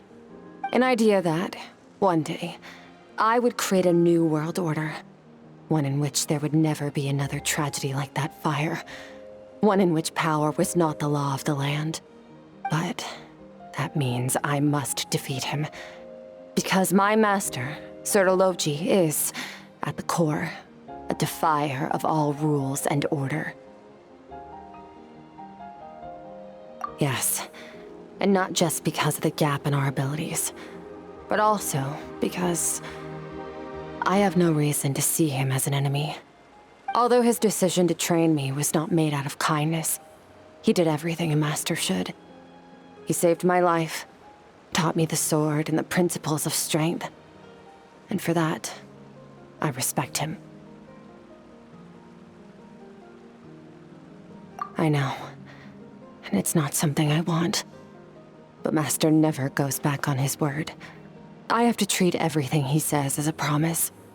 He's no longer in Teyvat, but he sends me messages through the Abyss every now and then. Most of them are simple greetings, or an answer to one of my questions. Every time I hear from him, my heart skips a beat. And I wonder if this is the moment where he'll finally appear before me and tear down everything I've built to pieces. Maybe that means I do live in eternal fear, just like he said. Yes, I respect him, but I'm also afraid of him. And for that reason, the pursuit of strength consumes every moment of my life. I don't know what Master has planned, but I have to be ready. Help me? Why? This isn't your fight.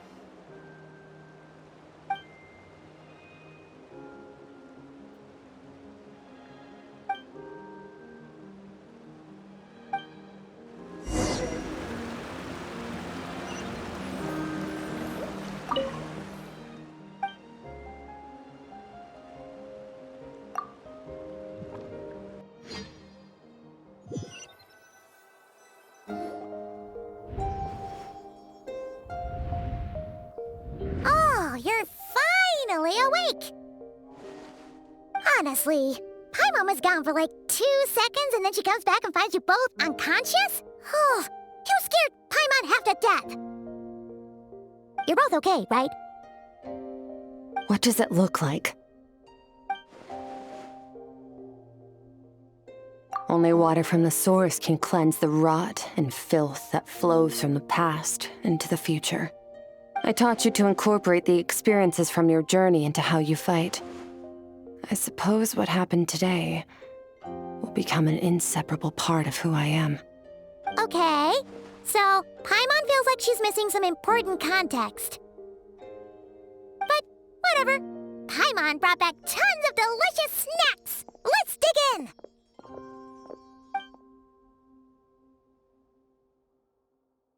All right. It's about time we finished what we started. We're gonna deal with this thief for good, right? This time, I'm not going to tell you to hold back. But having digested even more power in the meantime, he's going to be tougher than before. The good news is, we have no reason to pull our punches this time. So, let's go. Same place as last time.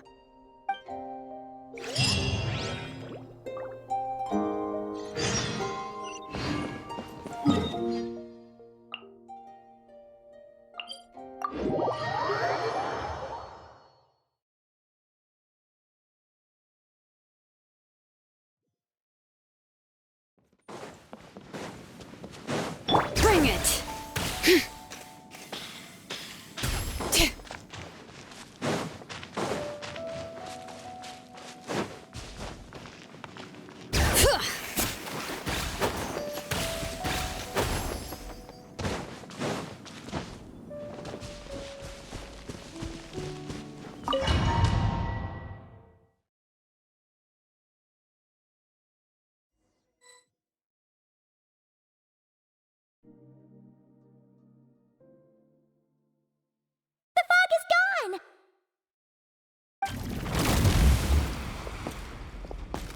Wait, isn't that the form the all-devouring narwhal changed into?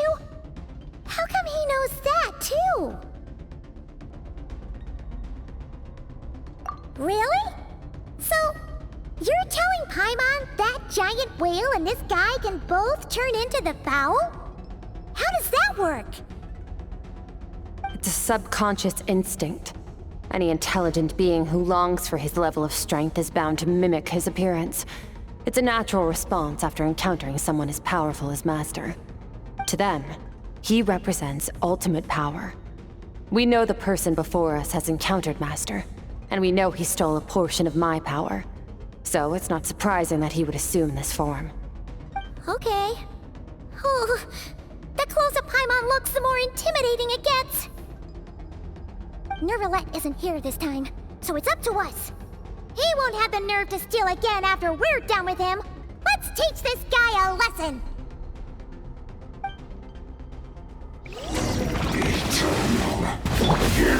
Water jet! Moves away! Another star goes out!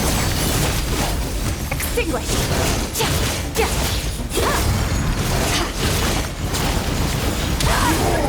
Haven't forgotten your training, I hope.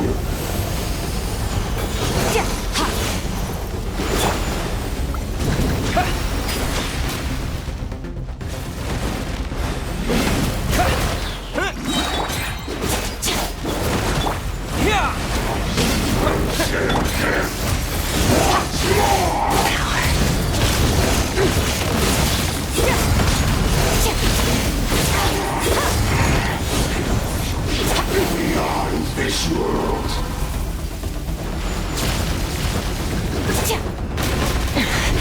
Wasn't expecting this.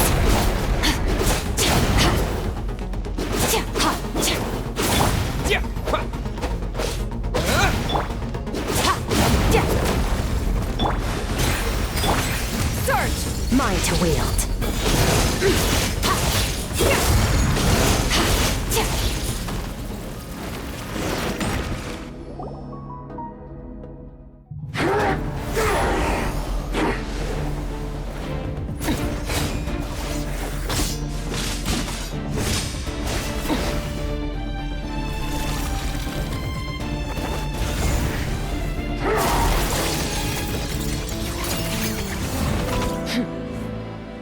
Haven't had enough of my power.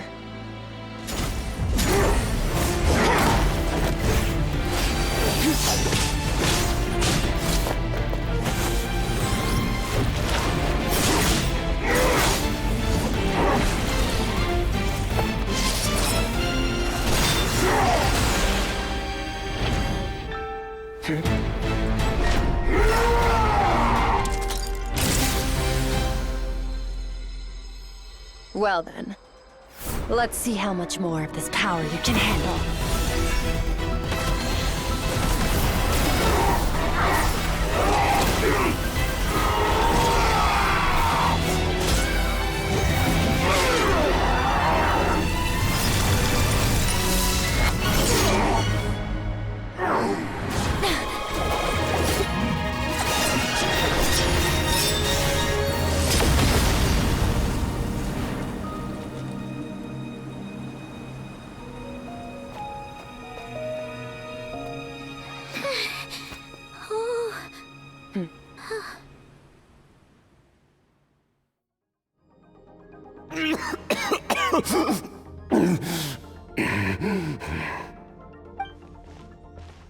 Well, have you come to your senses? You saw that my body was at its limit. So, you deliberately channeled your power into me, knowing that it would destroy my shell from within. Such power, such keen battle instincts. So you must be... Skirk, Sertologi's disciple. How long has it been? How long has he been away from Teyvat? Hundreds of years. Hundreds? Sorry, it's a lot to take in. I should introduce myself. I am Skirk, a friend of your master and one of his followers. This is the first time I've heard your name, Skirk. But hundreds of years ago, I knew you existed. And I knew you would come here. Hundreds of years ago? Sounds like you and Master have quite the history. Care to tell us about it? Of course. Might as well take advantage of a clear head while I can. The story starts a long, long time ago. I was born into a noble family in Khaenri'ah. As the eldest son, I was set to inherit our title. But I contracted an incurable illness as a child, and everyone gave up on me. I trained the sword harder than anyone else, defeated all of my peers. But it was all in vain. When other people looked at me, all I saw in their eyes was pity, or a strange glee in my misfortune. Even my parents were just waiting for me to die. Over time, my heart hardened, and I became aimless. That was the point where I met your master, Sertologi. We were similar in age, but different in background. He was born in prison, the son of criminals who had been sentenced to death. He spent his childhood wandering the streets, facing more criticism than the literary works in the Universitas Magistrorum. Yet, he always wore a smile on his face, as if kindness and malice were one and the same, and he could not see the difference. I still remember what he said to me when we first met. You need to fight to survive. Even if it's a losing battle, it should light a fire under you. How can you sit back like this and go down without a fight? That does sound like something he would say. He was the first to acknowledge that I was worth something, and he inspired me to keep going. When we sparred together, it was the first time I'd actually felt the thrill of combat. When I was 10, he stole forbidden research materials and managed to cure my illness. It was like there was nothing in this world he couldn't accomplish. When it came to the human form, he was always intent on pushing the boundaries of possibility. But somewhere along the way, I fell behind. My talents were nothing compared to his, and at some point, I realized he had pulled so far ahead, I was too embarrassed to even ask him to spar. After his grand endeavor was successful, he sought me out and said to me, "This planet no longer holds anything of interest to me, so I'm leaving. But first, I have an offer. I can use a power I have just refined to break the curse of immortality for you. Your death was once what we worked so hard to prevent. But the immortality you now face is a different kind of pain altogether." I'll pass. Immortality doesn't sound so bad to me. Since I can't die, it means I have an infinite amount of time to get stronger.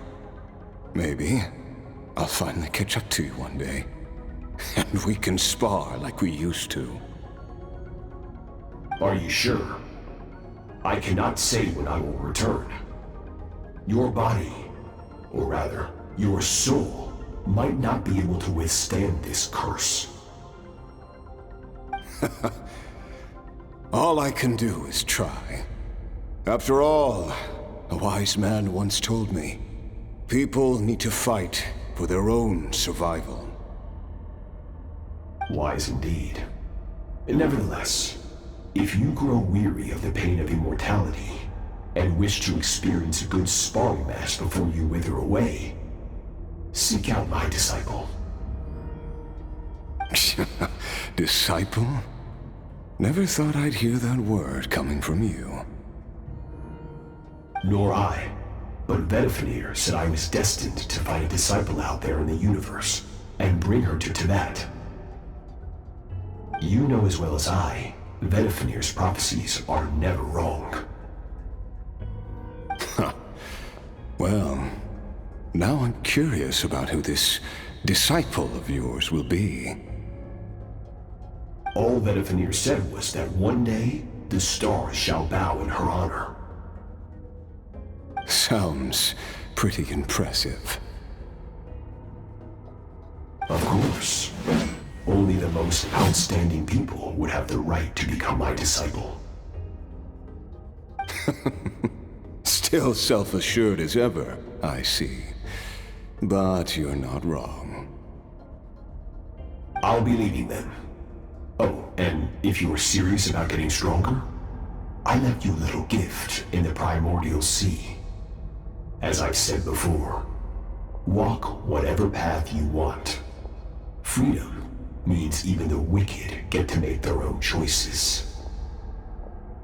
Waiting for me in the primordial sea was the all-devouring narwhal, already beaten into submission by Sertologi. In its weakened state, I was able to cut off part of its flesh and sew it into my own heart. Your heart? That sounds like torture! How did you even survive that? Because, of course, I bear the curse of immortality. So, you used the curse to turn yourself into a vessel for power. Even with that whale's ability, devouring power like that is not something the human body can withstand. With your body and soul constantly at the breaking point, it was the curse of immortality that sustained you. But that is not the path to strength. You have to pour your heart into it, work for it, dream of it. Instead, you stole something that didn't belong to you, and it backfired. You're right. I should have known better, but I had already pushed myself to my limits, and he was still miles ahead of me. So I had to take a leap of faith. I miss your master. I miss the days when we were all together, troublemakers without a home. I don't regret the choice I made. But if you'll allow it, I do want to apologize. To both of you. After the beating we just gave you, I think we can call it even. You're an interesting one as well. Sertologi's disciple. That's a lot to live up to. It can't have been an easy experience. I know what he's like.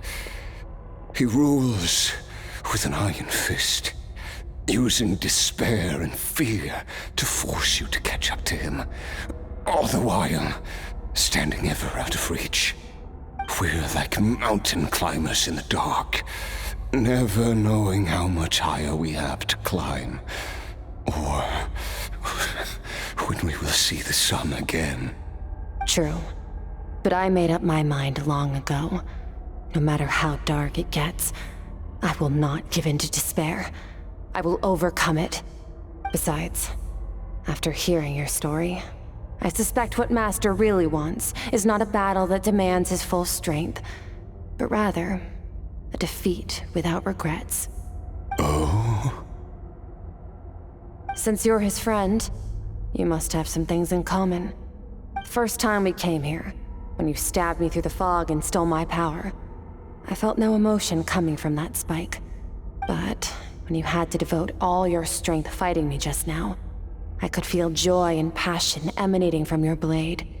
It was the joy of a researcher discovering the truth of the world, the joy of an artist uncovering a temple of wonders. Interesting. I'm certain I didn't express those emotions outright. Yet you were able to read them from my blade, like a glimpse into my inner world. You're right. That battle brought me an unbridled sense of joy, and my defeat brings me no regret whatsoever. Exactly. I think Master also craves a battle like that. One where his opponent forces him to use all his strength, unlock the extent of his potential, and transcend his own limits. A battle to end all battles. After which, all can come to an end, including, perhaps, his life. For that very reason, good and evil are meaningless to him. He has one purpose, one goal: to complete himself. It's one of the secrets to his strength. Perhaps you're right. Perhaps that is his goal. What a battle that would be. Oh, to witness such a...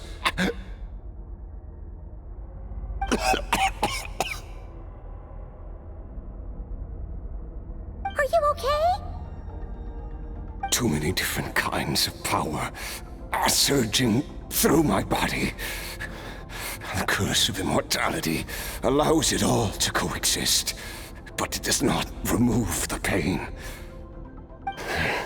I won't be able to hold on to my sanity for much longer. What a shame. I would have loved to witness that battle.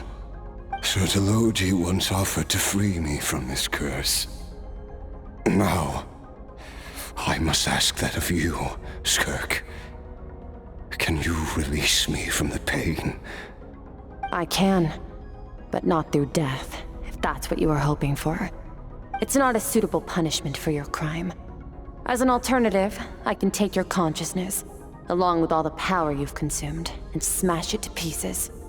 The impurities will dissipate, and under the curse of immortality, your mind and body will regenerate. When that process is complete, you will be back to who you were before, no longer tortured by powers you can't control. But it will be a time-consuming and painful process. The decision is yours to make. I accept. And who knows? Perhaps I'll wake up in time to witness your great battle with Sertologi. I have faith that you'll be able to stand against him one day. Though I know it'll be a long and arduous road. If we are climbers in the dark, it appears the dawn has finally broken for me. But your ascent continues. At least, it looks like you are not alone on your journey.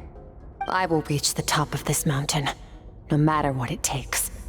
And you, Skofnungur, will be my witness at the end of all things. It's finally over. Let's get out of here. Huh! At least we don't have to make a mad dash for the exit like last time.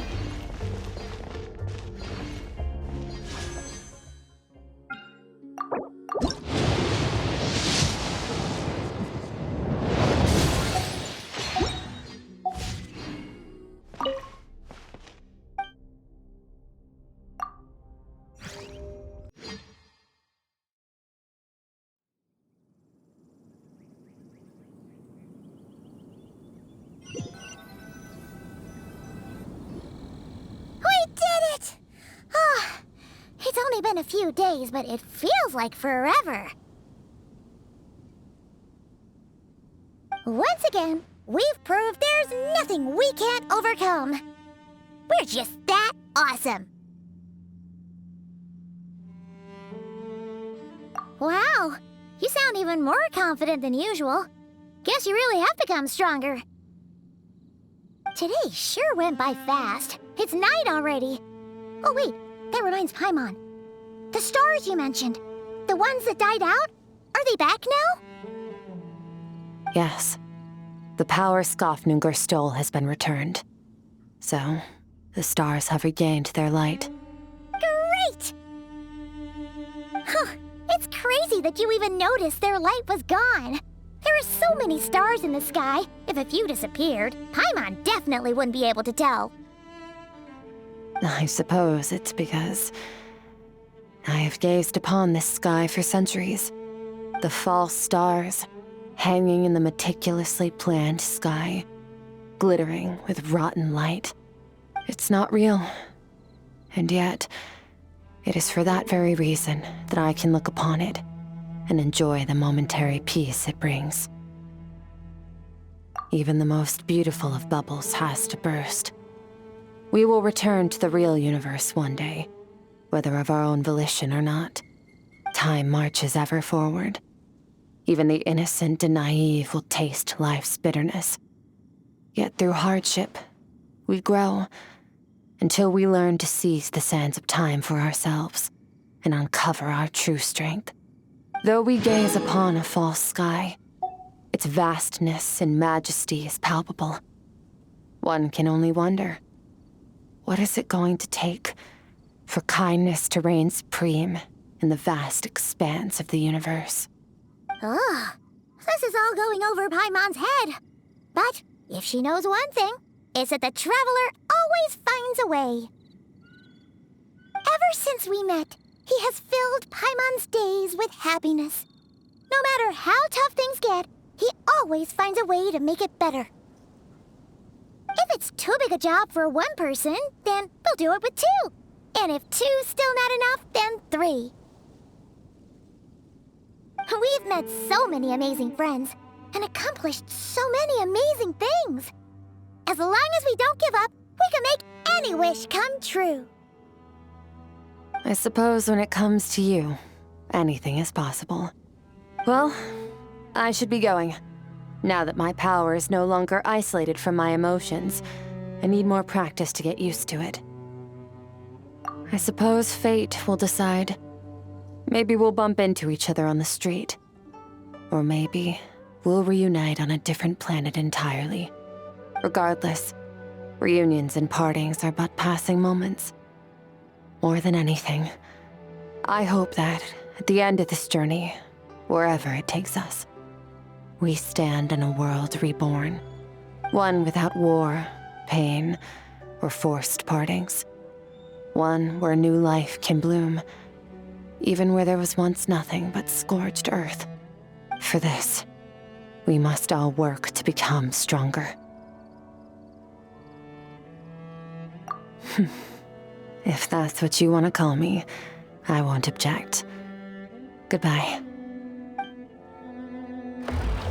Bye!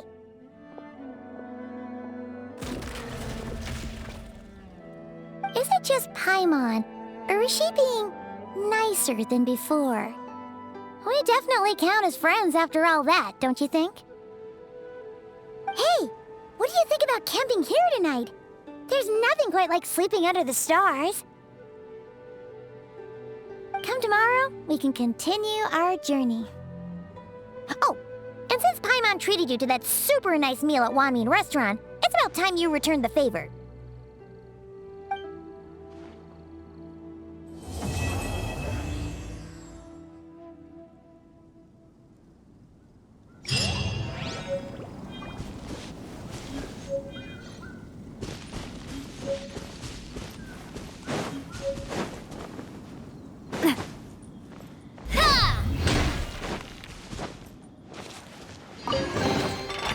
Whoa! What a stroke of good luck!